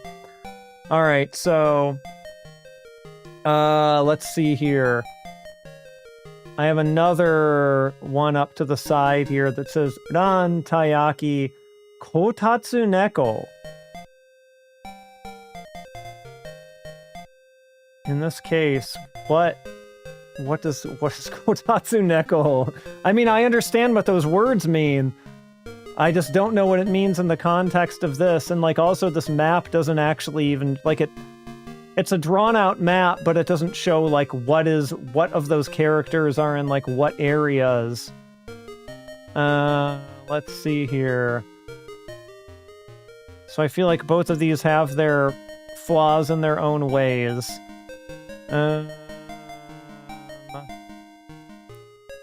Just trying to see if I missed something on this other one. Like, what happens if I, for example, I use like the radar, the treasure radar? Okay, so it gives you a direction. It says, I'm getting readings from the northeast. But that could mean anything, right? That could mean any distance to the northeast. So I don't know if that's like super helpful necessarily. At what point in this do they talk about the Kotatsu Neko? Let's see here if they mention it. The Kotatsu Neko is definitely a character. But he's mentioned in the character list, but nowhere in the actual walkthrough portion of it, which is abrupt at best. Okay, so if we're saying northeast, and I think right now, where are we right now? I think we're in the room with the table. Actually, we might be, if we move, this will be the pitfall room again, I think. Yeah, there's the pitfall room. I assume, judging by this map, that if I head north, I will just fall into the hole. I want to see what happens when I fall into the hole. I'm gonna do it. I assume it will just... No? Okay. Alright, that took me north of the pitfall. So, okay. What if we look around? Okay, there's a treasure chest. Look at the treasure chest.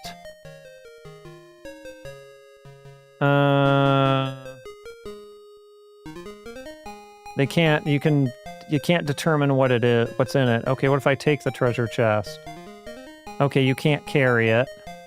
So, I mean, open? I don't want to eat the treasure chest, that's for sure.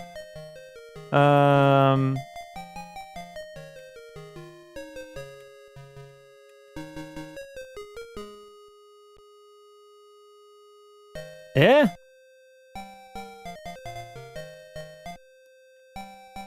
Nuku. Yeah, there's nothing there to Nuku. So they're yelling at me for using weird commands. Can I pull or push the treasure chest? Nope.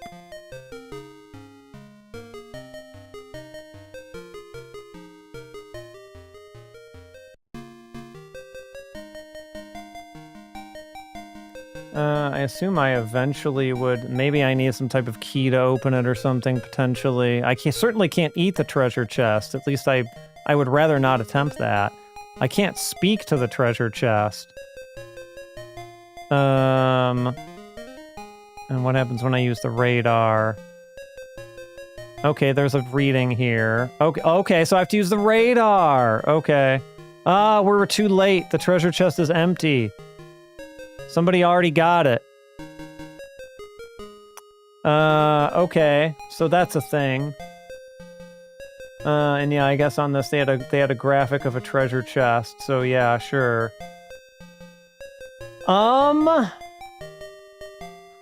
Where the hell am I? Everyone says I'm supposed to be able to get this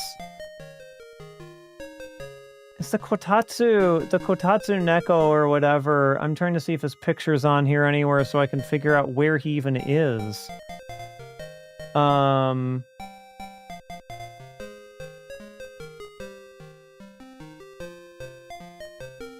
Let's see. Underground.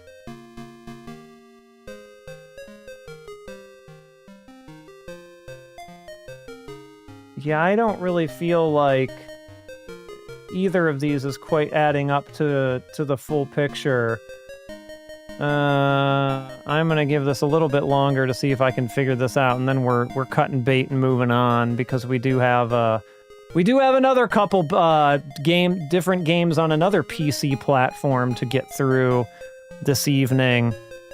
And I can't go super late tonight like I did last night, so let's see. What happens if we go west again? Something should happen on this screen, according to this map.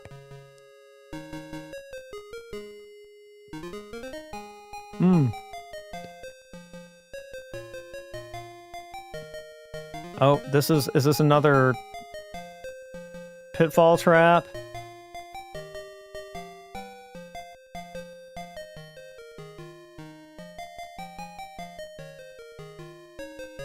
Which we somehow seem to have managed to get out of.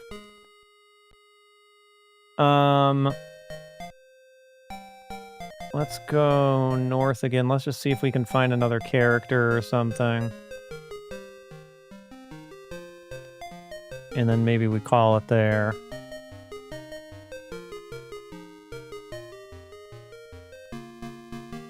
Let's see, the welcome thing.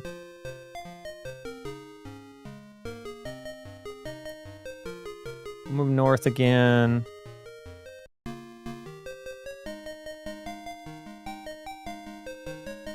There's another hole. Which I don't really know how you get caught in those holes, I'm gonna be honest. And we want to head east.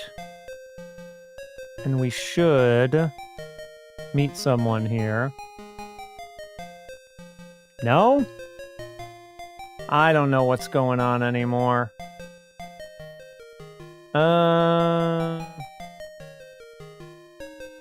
South.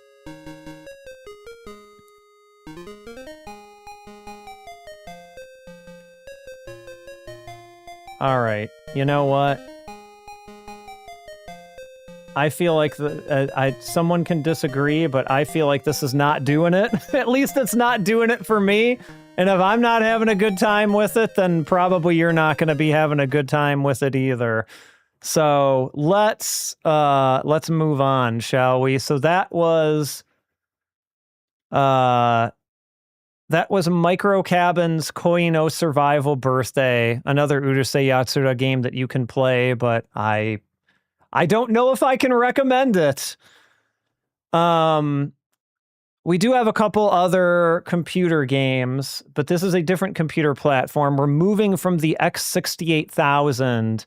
Sorry, we're moving from the MSX2 to the Sharp X68000, and we're also advancing in time by a couple of years. And one of these, as far as I can tell, is another adventure game, and one of them is something else entirely. And I think is a little bit of a flavor break here. A flavor break? Is that a thing?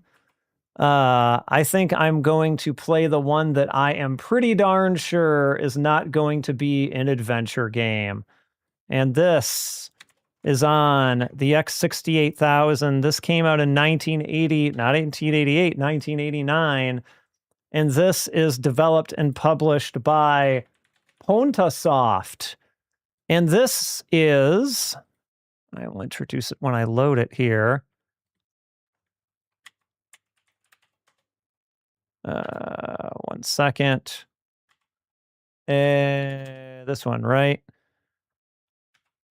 There's also a Meisani Koku version of this, but this is Shiken ni Deru Urusei Yatsura Part 1. I don't think there was ever a Part 2. But this translates into This is going to be on the test. Urusei Yatsura, part 1. So I'm assuming we're talking about some type of quiz game here. Oh, joy. That's a nice graphic of Lum, though, I will say.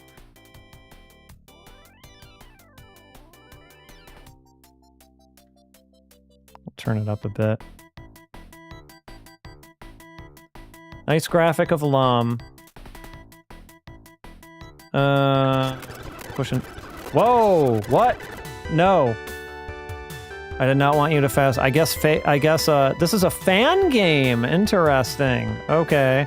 I did not know. Look, this is not a nice graphic of Lum. At least not in my opinion. And again, this has this old Japanese computer type text layouts that is a bit difficult for my brain to parse for whatever reason. I can't really explain what it is. But it's something about the way it's written, and it's something about like what little real estate it takes up on the screen that I just have a real tough time with it. Again, we won't be afraid to cut bait if something's not doing it. But let's see here. Yeah, thank you for starting the game. Yes. This is just kind of a general intro. All right, what is happening? Is this a thing that I won't even be able to get in because I don't know what commands I'm supposed to be entering? I was more prepared for this to be a Final Fight-like experience on the X68000 where I just booted it up, it saw that I had a controller, and that was it. But this may not be quite to the same level of ease of use here. I'm going to hit enter a bunch of times because this number is going up. And we're going to see how far the number goes up.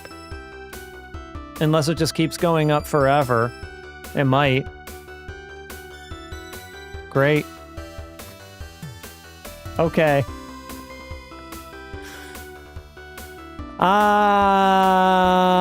No. It's talking about, like, Beautiful Dreamer and all these other sorts of things. I'm just, like, looking at... Alright. Let's see if the other one loads, shall we? There is another X68000 game. And if it loads, I'll update the marquee. Because boy, oh boy, that one sure didn't. If this one does... oops, I got both of them in there. My bad. Urusei Yatsura, Ramu Kiki Patsu. Let's see if we have any better luck here.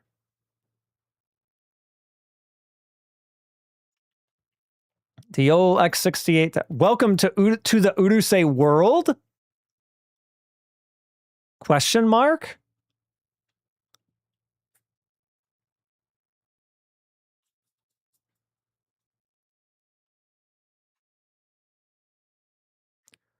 Boy, oh boy. Okay.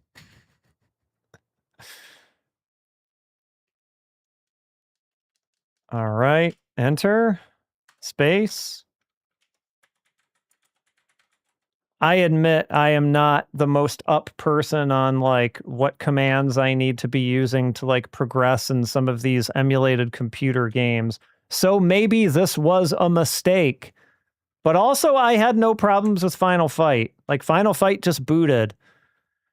All right, maybe that's part of the reason for this. I was going off of some lists that didn't really get into too much context about what was a fan game and what wasn't. So, you know what? I'm not going to feel too bad giving these a miss because guess what? I don't know how to play this video game. And I like a video game where I can just hit a button and things happen. And that is apparently not what this is. So, for anyone who is hoping for more computer games Sorry, not sorry. But now we can get into maybe some of the ones that actually people know, because the next one, a good selling point really is being able to play it. It's true.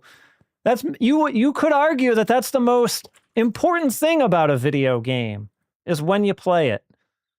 But we're moving to something that sounds like it's a PC, but is certainly not a PC. And that means we are on the PC Engine CD-ROM. And this game was released in 1990, so a year after these fan games. It looks like we're dealing with June 1990 here. JP. Urusei Yatsura, stay with you. Stay with me. Garasu no shonen jidai no. Any Kinky Kids fans here?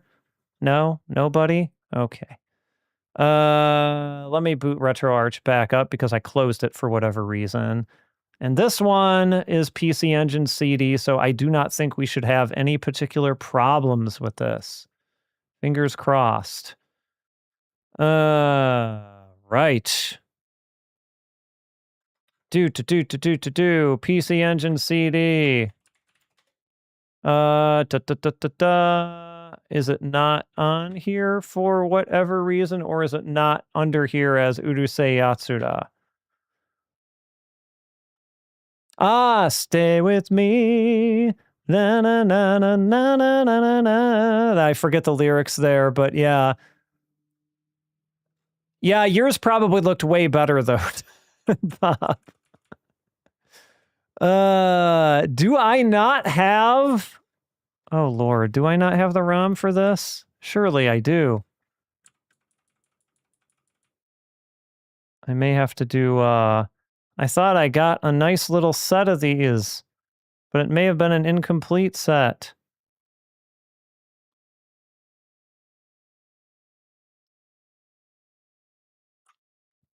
Thrill as I scroll through a list of ROMs. I know. Unless it's not called Urusei Yatsura on here. Oh, because I'm looking in the Genesis for some reason. That would be my first mistake. Okay. So... All right, this is very not complete. So... Let me do a little reconnaissance here real quick. Because I thought I had a full set of these, but I apparently do not. And I might just quickly try to procure this.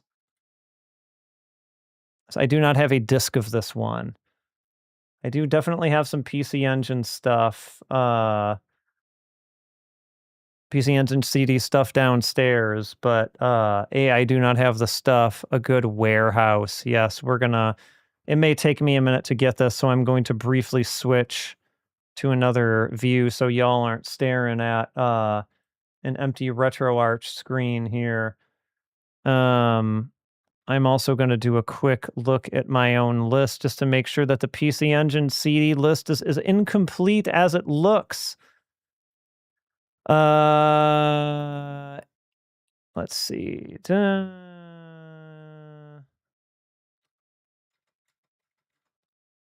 No, I have this. Why, RetroArch? Are you not seeing it? Maybe I did not scan this directory fully. Okay. It fell off the back of the truck. Yes, look the other way for a moment, please. I maybe did not load this, update that playlist. I will just load this content directly and we'll be on our way. Give me just one moment. Here it is. And then I'll switch back. This, and we switch back. It's the PC Engine Super CD-ROM system! Fresh off the back of the donkey cart. That's more... I like it. This is what I want to see. Graphics that look like this.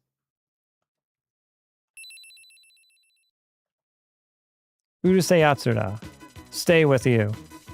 We got a good rendition of the of Lum's love song. Oh, with vocals! Oh god, that means I'm gonna get I'm gonna get yelled at by YouTube. Well, not yelled at, but we'll deal with it. All right, I think this is probably also an adventure game.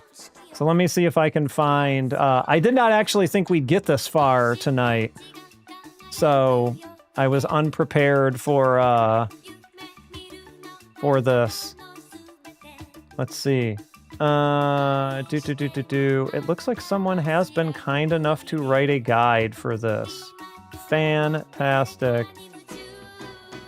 Everybody ready?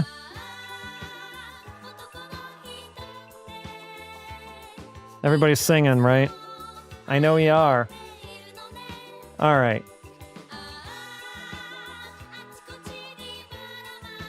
All right. Nani? Is that real? Oh, it's real.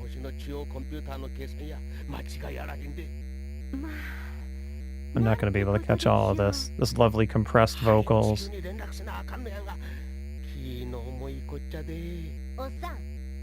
Also, he's speaking in quite a heavy Kansai Ben accent here.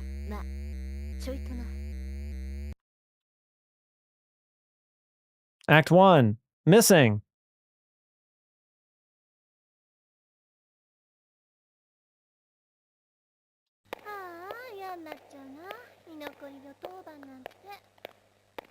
This mixed so low.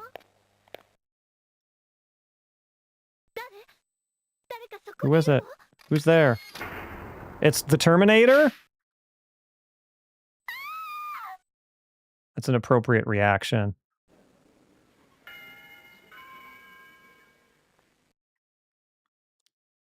Yep, these are some PC Engine adventure game-ass graphics right here.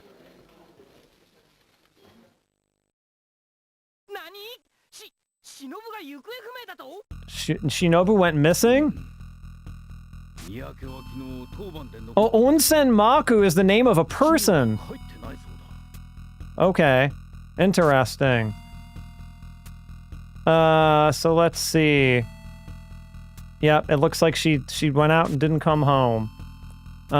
So I do have a walkthrough for this one here, and this looks to be a fairly long game. So I don't know that we will go through all of this, but you know what?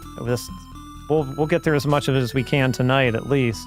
So, we're supposed to talk to is that supposed to be like Onsen Maku, like a hot springs mark, like a mark on a map, but also Maku might just be like Mark, like a guy's name, so it might be a bit of a play on words there.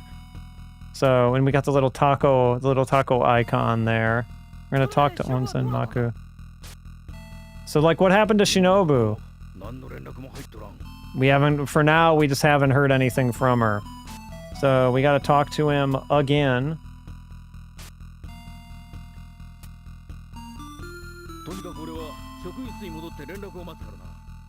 I'm gonna go to I think, like, the teacher's lounge and wait for, you know, her to call. Oh, here she is. Darling, ohayo. Oh. We get a lot more musical variety in this, which I really appreciate. Like, it's not just one looping song in Lum's Wedding Bell here. All right, and then we gotta talk to Lum a bunch, like 1, 2, 3, 4 times, it looks like. And fully voiced, which is cool. What were you doing? You're late. I just overslept a little bit.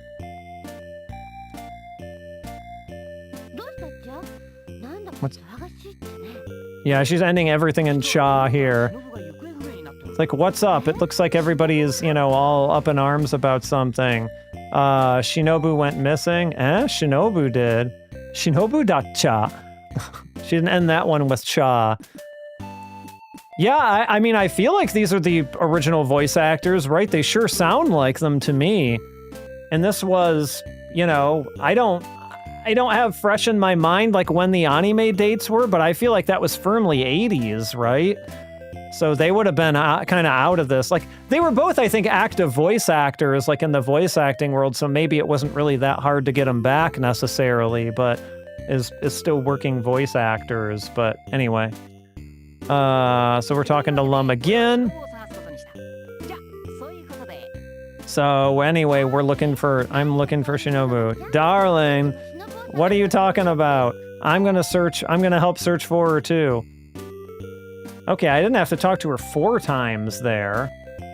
So that's okay. I feel like I only talked to her like twice there. Whatever. So now we can look or we can ask versus just talking. And so we're gonna ask Lum. It's like, as for what you can do. I was gonna go ask anyone if they saw Shinobu yesterday. This seems like a pretty good plan. Let's see. So now we need to ask the female student about Shinobu. So we're gonna do that. We're gonna ask about Shinobu. Oh, it's not fully voiced, I guess, just mostly voiced. Like, hey, was there anyone here that was around up until Shinobu left? That was, what is that, Ryunosuke? Like, as far as people like that go, that's Ryunosuke. But after all, he lives at school. I don't know if that's literal or figurative, but... I see. Ryu-chan, huh? Alright, and so we now need to ask Ryunosuke. I'm getting his name right, aren't I? Am I reading that right? Is there a character named Ryunosuke?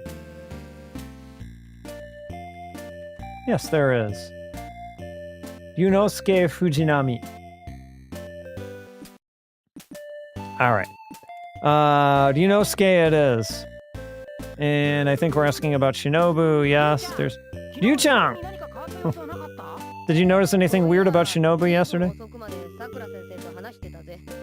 She was here talking to you know, Sakura-sensei quite late. Alright. So we have the piece of information there, and so now we probably need to go to the teacher's lounge, or no, the school, what do they call it? The school infirmary? Is that we gotta go to where the school nurse is. We have to go to Hokinshitsu.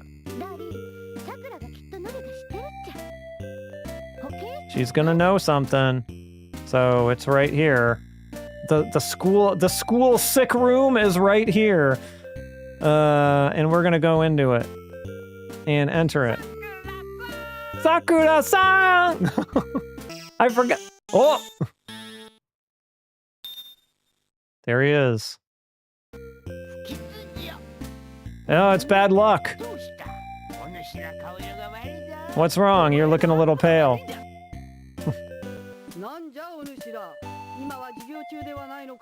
What do you want? Shouldn't you be in class? It's self-study, open study, whatever they called it. But that doesn't mean you should be walking around the halls.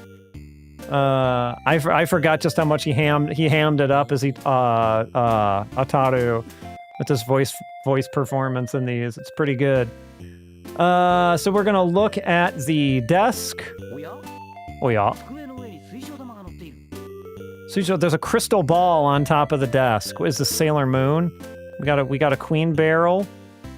All right, so there's a crystal ball on top of the desk. Now we probably want to ask Sakura-sensei some questions here. I mean, I'm curious about the crystal ball, but I guess we should ask her about Shinobu as well. What were you talking about with Shinobu yesterday?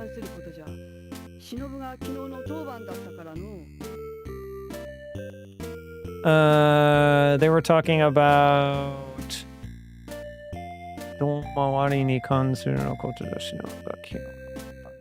Oh, she was, I think she was here. She was here late because she had responsibility for like closing up this room, maybe cleaning it or something. Okay, so we also want to ask her about the crystal ball.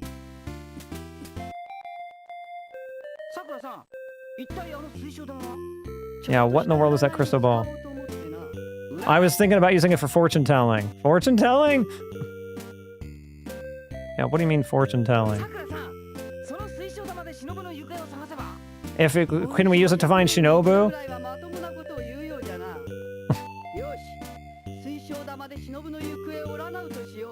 Alright, she's gonna try and use it.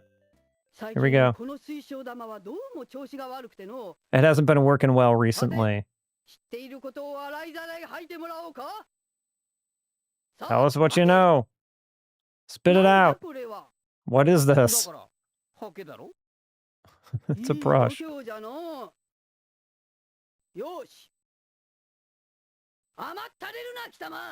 Katsudon? Oh.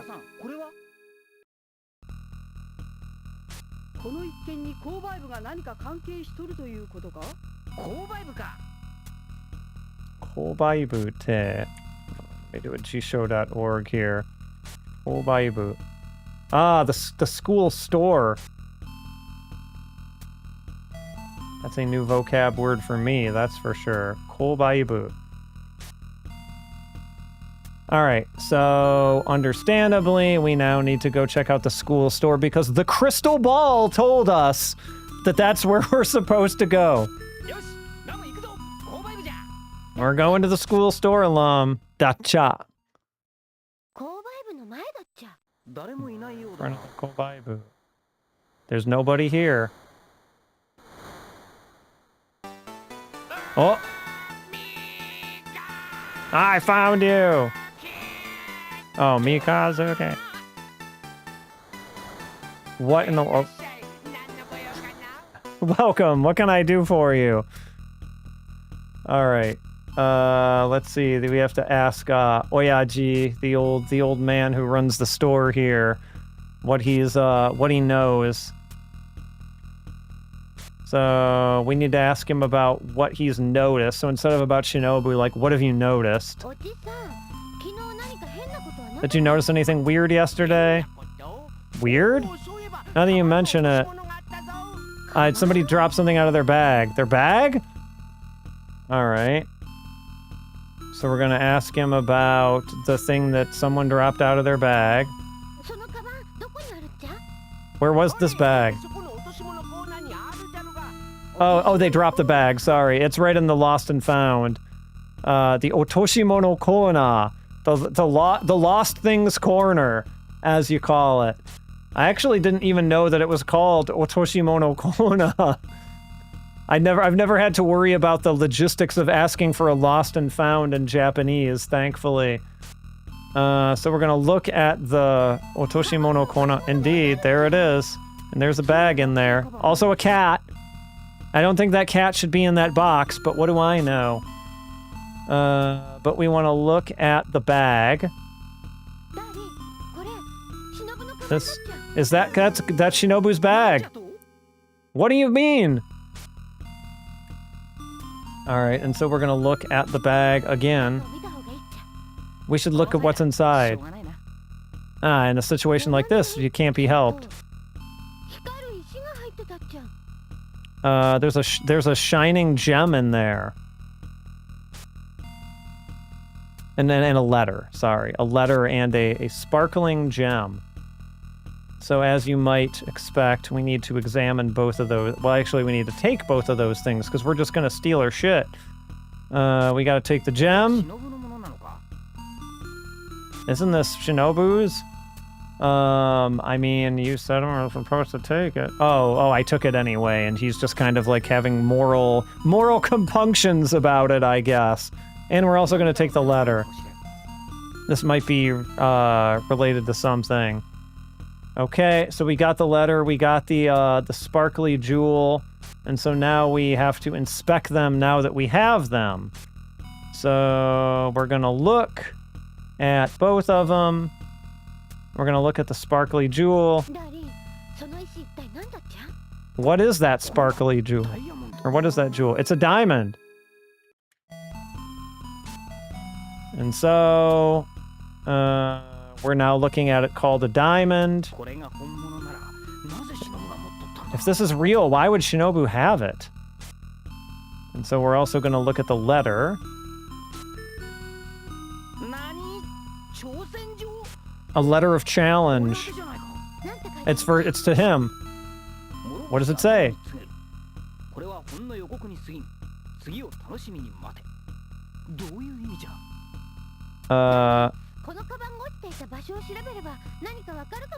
We might be able to learn something if we go to where this bag was dropped. But yeah, it was a letter of challenge saying, like, wait till the next time that we meet. It was written very formally. Let's see. So we gotta ask the old man about the bag. Where did you pick up this bag? The hallway in front of his shop. So now we need to move to the... no, we need to look, I guess. Look in the hallway. Darling, look. We've got weird footprints. Footprints. And so now we look at the footprints. Yeah, what are those footprints? It looks like a robot.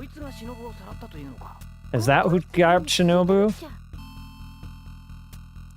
They go to the principal's office. So I guess we have to follow the footprints. We're following them. Oh, it's done. Whose name I wouldn't have known if not for that last game. Oh, Nam-chan. Oh, she also calls him darling. Nam-chan! Who is everyone's favorite Urusei Yatsura character? I mean, it's okay to just say the basic ones like Lum and Ataru. But maybe some folks have some ones who are atypical.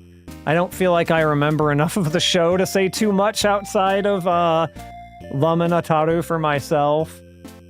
I had to think about it a little bit harder.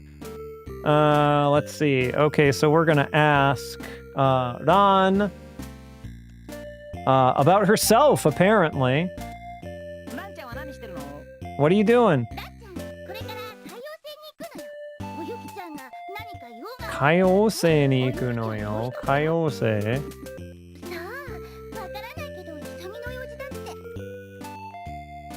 Oh, she's going to Neptune. Okay, I knew I'd heard Kaiose before, but, you know, alien and all that, I guess, so...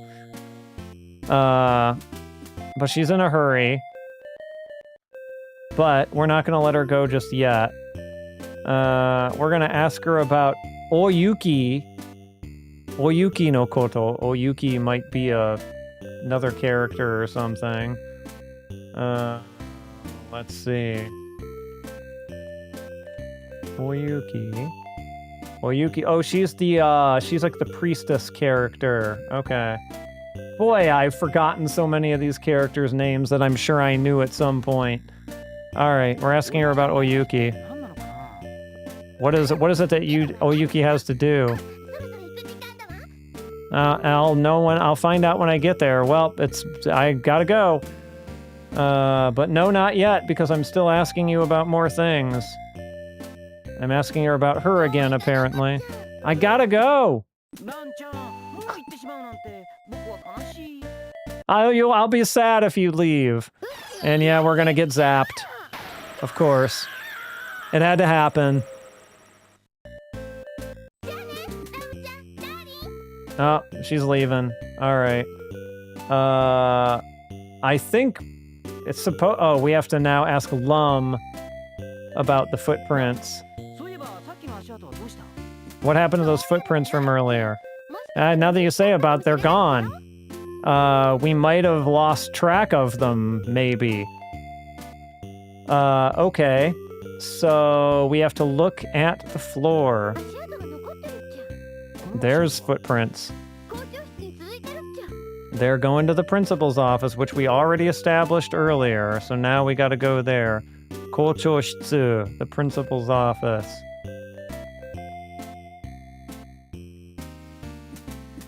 Alright. We're going to the principal's office. Oh, there's the cat from earlier. I like a cat smoking a pipe. I'm not gonna lie. Any animals smoking a pipe? That's good stuff. And he is with Kotatsu Neko, who I assume is a giant cat who is always under a kotatsu, as he is right here before our very eyes. So yep, he's under the kotatsu with Kotatsu Neko, and he seems to be... He's either nodding or he's dozing off because he's under the kotatsu and it's making him sleepy. I guess either one of those is fairly likely. Let's see here. So we're gonna look at the footprints. The footprints go to the kotatsu.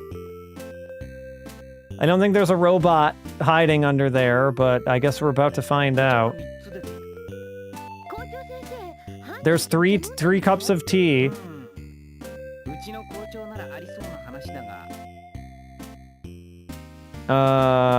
He doesn't really seem to be very cooperative here. And so now we have to talk. We have to talk to Kotatsu Neko. What about it, Kotatsu Neko? Did you see anything? He's not gonna answer. We don't know until we ask him, do we? That's the way to think about it. Okay, so we're actually gonna ask him now. What did you see anything? Won't you say something? Oh. And maybe we should look somewhere else. Maybe we should. Let's see here. I don't think we can ask. Okay, yeah, it's not letting us really do anything more in here from this point.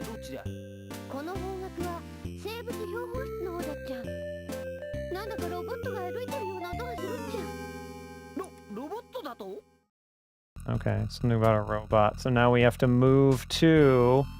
What is this very long word? Seibutsu Hyomen Shitsu. So, like, maybe like the biology, but it's like a specifically like a specimen type of room. So maybe like a biology lab or something would be the closest analogy I can think of to be what they're talking about here. So we're gonna find out if there's anything in there. And we're gonna talk to Alum. There's nothing here. But I definitely heard the sound of footsteps from here.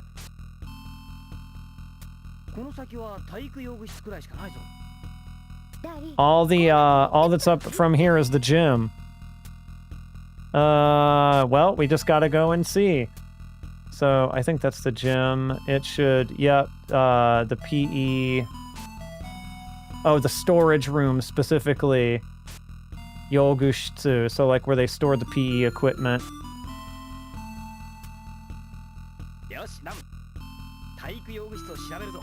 Hi. It's pretty dark.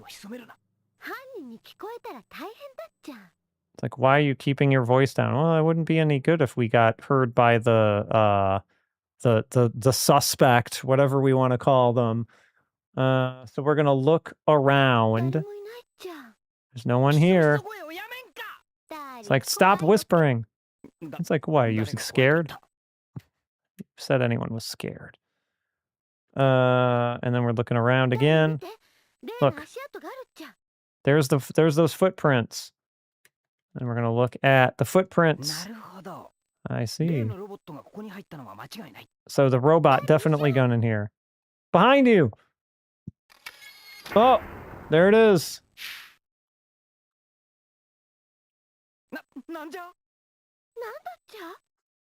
What is that? What does it look like? Oh!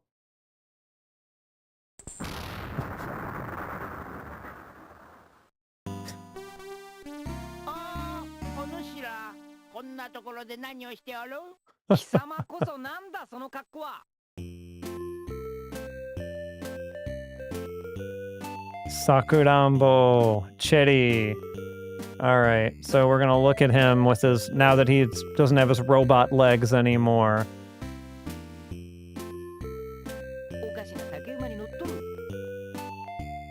He's riding on some pretty strange, you know, bamboo stilts. Let's see here. And so now we gotta look at those. That's a pretty mechanical looking horse, isn't it? Now we gotta ask him about his weird robot stilts. Are those yours? I picked them up in front of the school store yesterday. Okay, that's weird. And then we gotta look at them.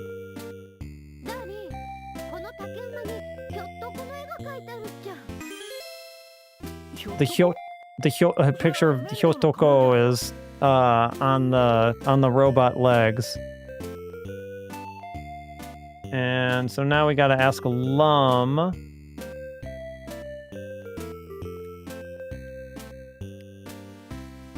We have to ask Lum about Mendel. Is that let's see.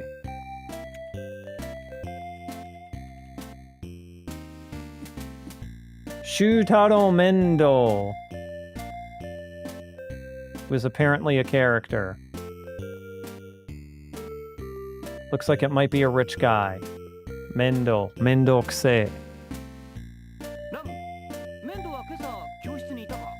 It's like, was he in the classroom yesterday? I haven't seen him, actually. Maybe we should go back to the classroom then. Alright, we can do that. Back to the Kyoshitsu. Kyoshitsu ni mororu zo.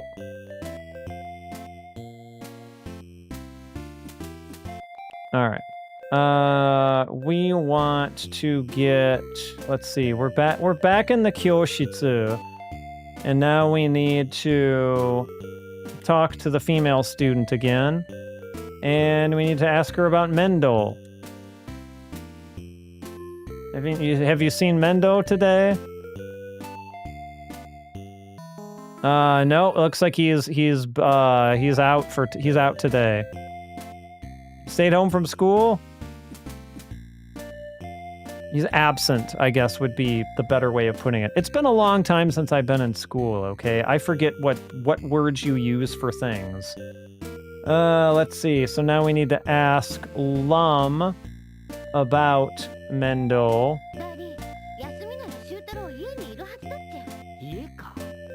Shutaro should be at home if he's out sick. I guess Shutaro is... Maybe, who is Shutaro? I'm at a pretty big disadvantage not knowing these characters. Shutaro. Shutaro Mendo. Okay. Maybe a brother or something. Okay. His house, huh? Okay, so now we got to go... We gotta go to the Mendo Mansion. The old Mendo Mansion. We're going.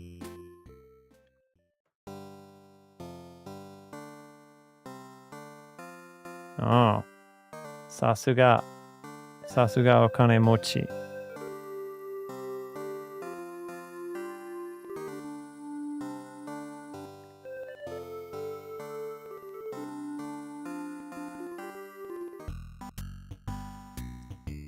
I like the little bass line we got going here. All right. We're going to take a look around us. It's the gate, of course. And we're going to take a look at the at the gatekeeper, the Mombang. Probably can't get by him would be my guess.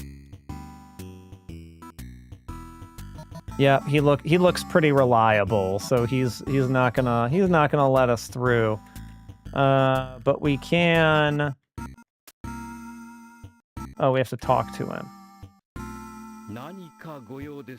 What do you want? We came to meet Shutaro. Lum can come through. Just me? He said his master told him to not ever let men through. No helping it. Wait for me. I'll go and ask what's going on. Alright, so in the meantime, we can move. We can move to the left. And we got a little bit of that adventure game stank here with our our continuous moving in one direction.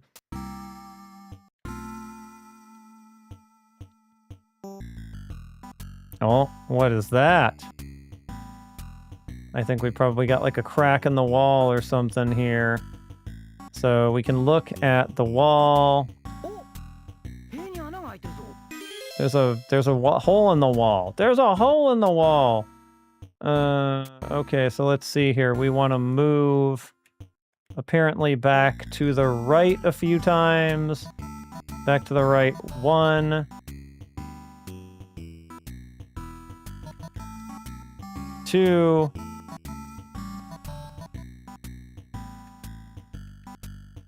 3. 4 times. And here we can we can look around.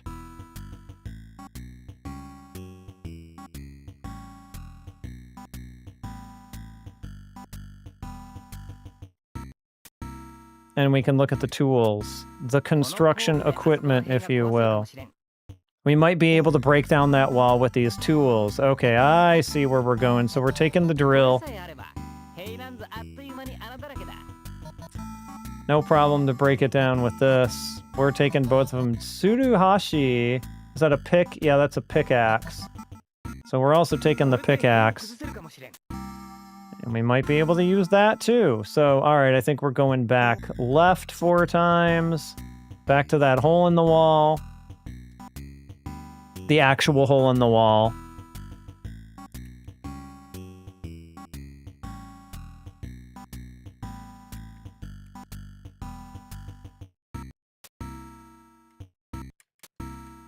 One more, I think. Yep, here we go. And we're going to use the pickaxe. Tsuruhashi. Oh, nope, you just broke the pickaxe, buddy. It broke.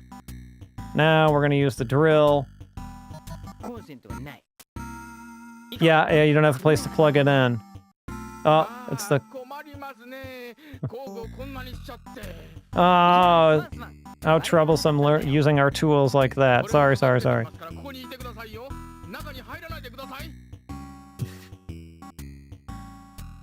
Alright, so he shooed us away, told us we can't come in. So now we're going back.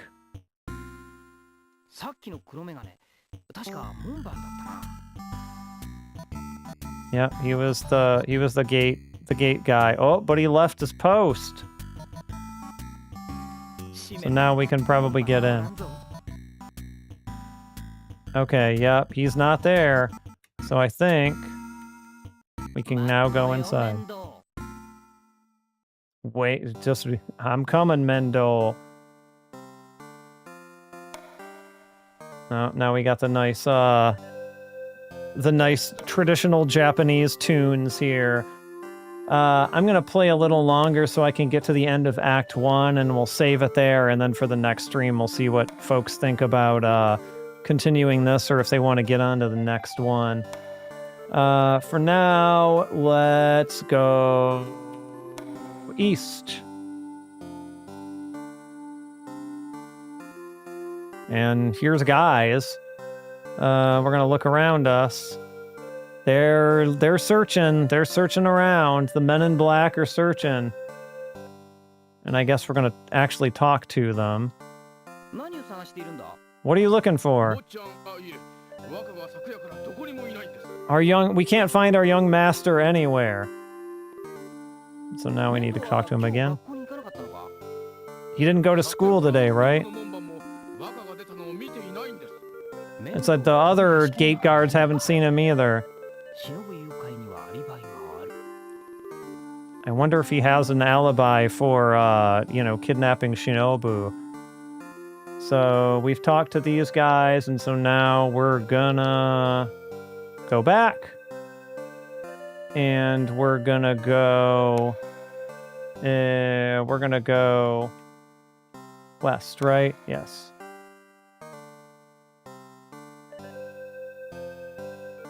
And we're gonna look around here too.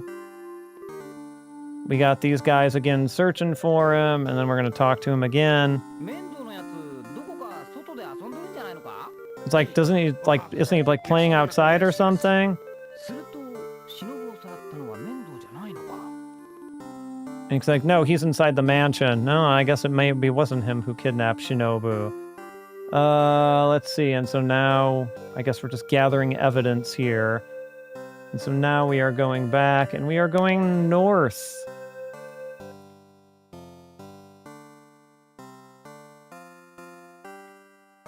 And now we are once again talking to these guys. Where's Mendo? Apparently he won't come out of the mansion. Okay, he won't come out of the mansion. And we're gonna look around from here. There's a weird flute here. Okay, and so now we're gonna get the flute. Oh, that is indeed a weird flute. What is this weird flute? And then we are going to use the flute. What will happen when we blow the flute? What weird flute? What kind of sound is it going to make? Oh. Oh, taco.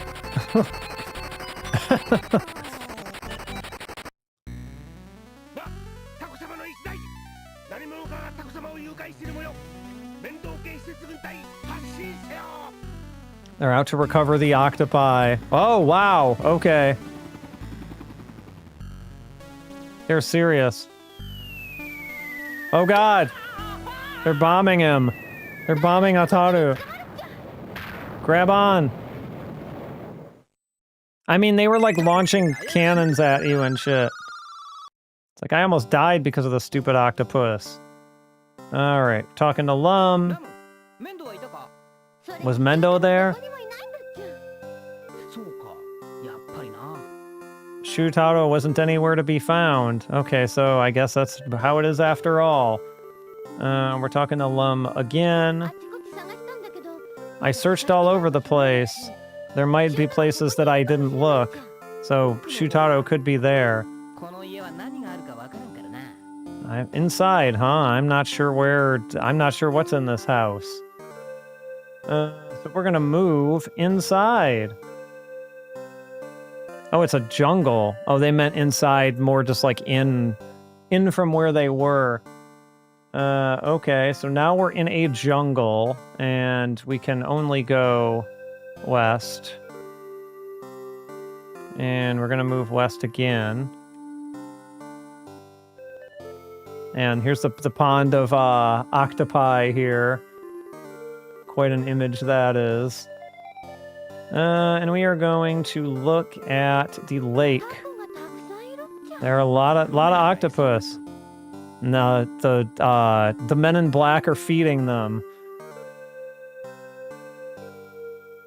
So we're gonna ask him about the about Mendo. Where's Mendo? I haven't seen him.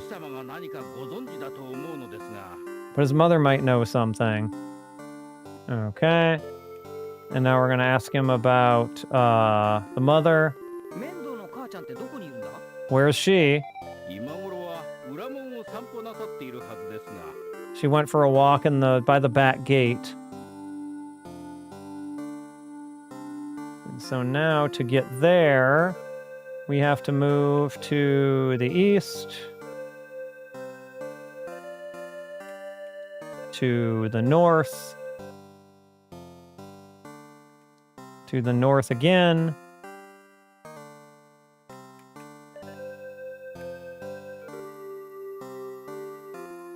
And here we get to look around, because this looks to be the back gate. Oh! Ushida. He's pulling a cart. Isn't that Shutaro's mother riding on the cart? Alright. So, now that we've done that, we're gonna talk to her. Oba-san.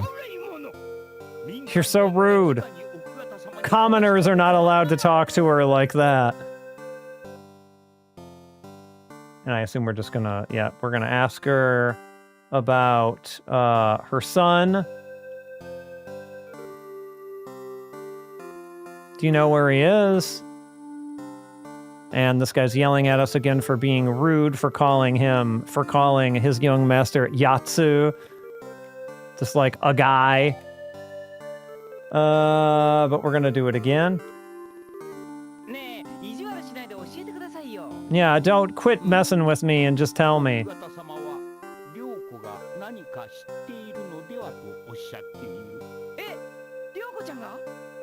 Ryoko-chan might know something about him. I don't know who Ryoko-chan is. But that is not going to stop us from asking about Ryoko. So where's Ryoko?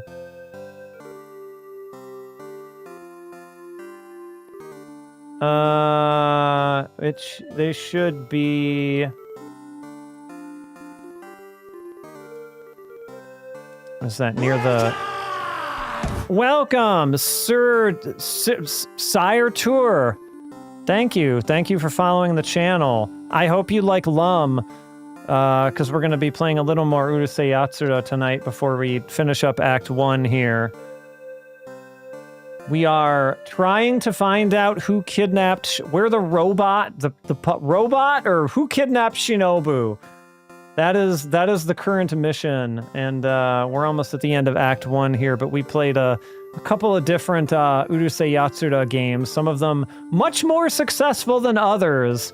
A couple of those computer ports just straight up did not work, but apparently they were also fan games.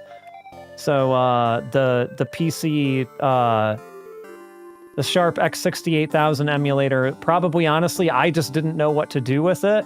But I could not get them to boot in pretty much any form or fashion, so we're on to the PC Engine CD adventure game at this particular point. Let's see here. We're moving west. Back past the taco. No, not that kind of taco. And we're going... Oh, okay. We need to look...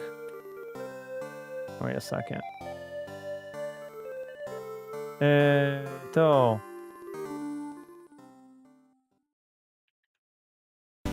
Oh, here we go. That is a giant octopus statue. Yeah.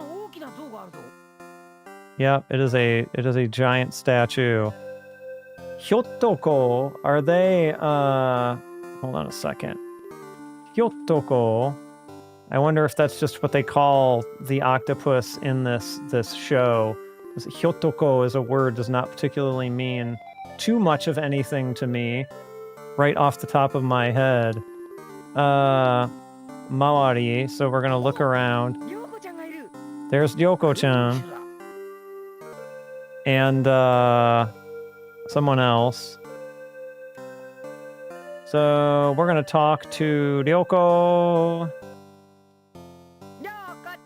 Ryoko-chan! It's been a long time. And we're gonna ask Ryoko about her brother? Do you know where he is? What do you want with him? He's the culprit that kidnapped Shinobu. That's speculation. What are you doing? All right. So we're also going to ask, who is that with her? Kuroko? Kuroko? Oh, it's like the guy from Samurai Showdown who's also Kuroko. Yeah. The Kabuki fellows. Asking him where Mendo is. Yesterday, all day, he was in the house. So that means he has an alibi. And now we're going to ask again his sister. If you want to see my brother, come this way. Oh. There's an entrance at the base of the statue. You'll be able to talk to my brother if you go in here. That seems a little suspect, but okay. We're looking at the entrance. I don't see anything. Wow, okay, yes. That's about what I thought would happen. Bye-bye. Bye-bye. Oh, we got the Ojo-sama laugh. I'm falling, Lum. Help me. Grab on.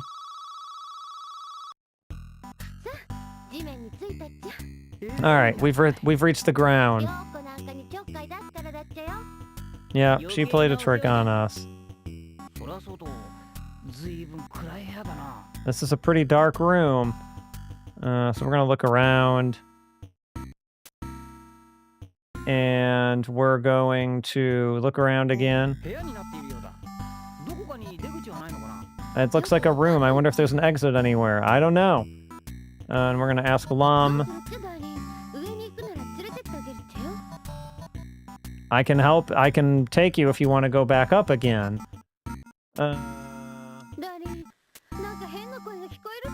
I can hear some kind of weird voice. Yeah, I can. Now that you think about it, I can hear something a weird voice sobbing. I can hear it from beyond that wall. So now we're looking at the wall. This wall is a door. That's how walls work. They just become doors. And then we are looking at the door. It's open. And so, of course, that means we're going in. We're going inside. Dacha.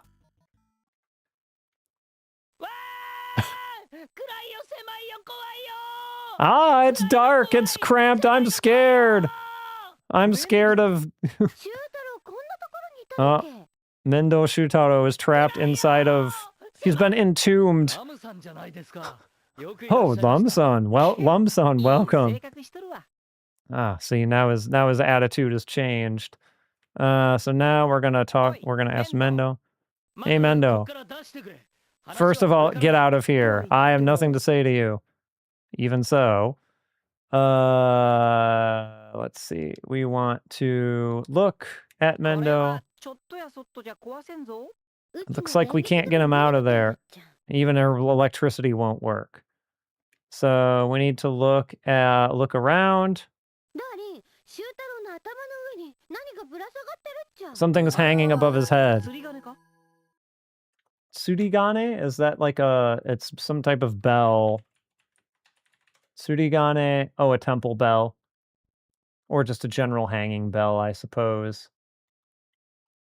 And now we're going to we're going to look at said bell. What are you thinking? Of course. You know, of course. Whoa. Yeah, we got to get that bell down. We're going to help you right now. And they're going to knock the bell. Yeah, of course. Of course.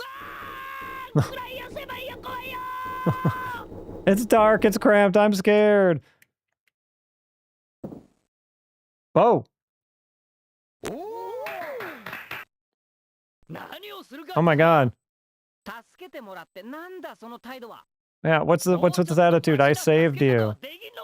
I would have appreciated a more straightforward save. This isn't the time to fight. Do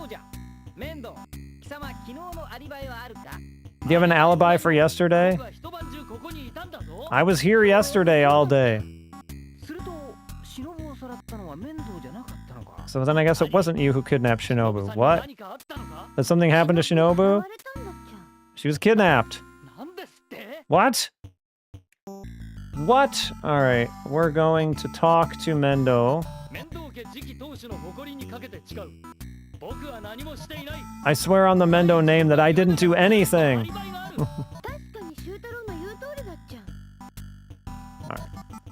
So it's not him. I didn't think it was him. So let's see. We're gonna ask him about the culprit.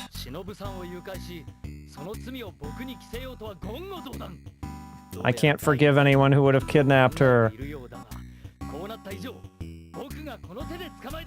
I'll catch him myself. Alright. Again, talking to him.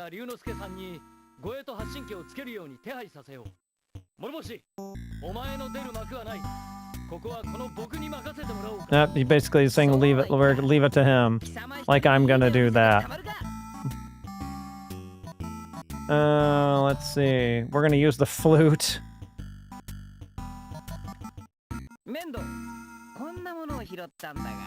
I picked this up, but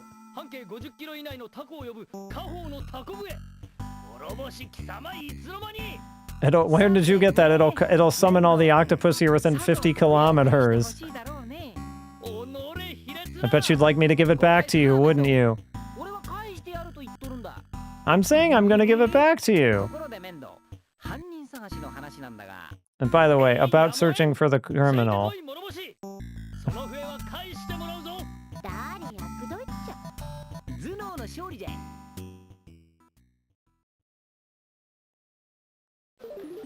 Oh.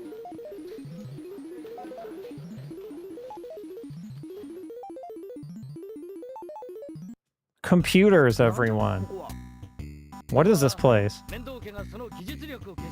Oh, it's it's like their information center. Powered by technology.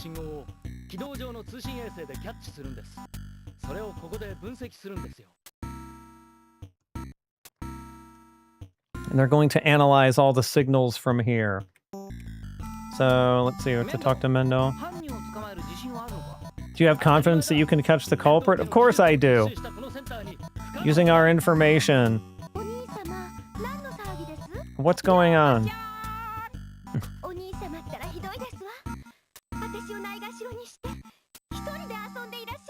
You're playing around in here by yourself. How terrible. Who's playing? You're the one who put me in there. If it wasn't your fault, then who was it? Oh, something is ready. I hate you. Is it gonna blow him up with dynamite? What is... Yes? Apparently. Okay. Right. Let's see here. We're gonna talk to Ryoko. It's like, now you've made it so that we can't get the signals from any of this stuff. Oh, don't worry. I prepared a portable version just for this particular case.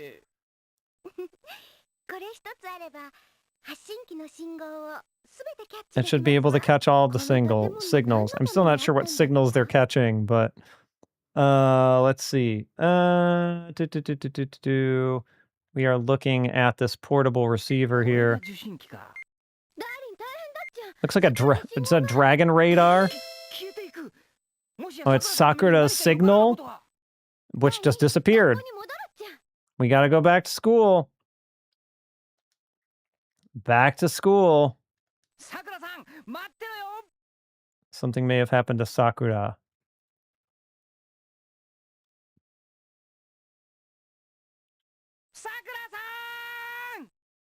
Sakura-san!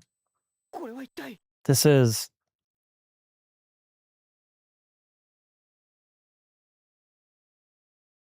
Oh, Act 2.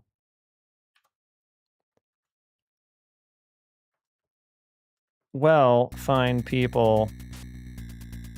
I am going to make a save state here, and we can decide next time if we want to continue our journey through the PC Engine Urusei Yatsura game, or if we want to move on. Because this one's a little bit more of a lengthy one, I would say. So we kind of have some decisions we can make there. But for tonight, I believe I will call it here. So for any regulars who may be left here, we'll continue with the Urusei Yatsura games Thursday.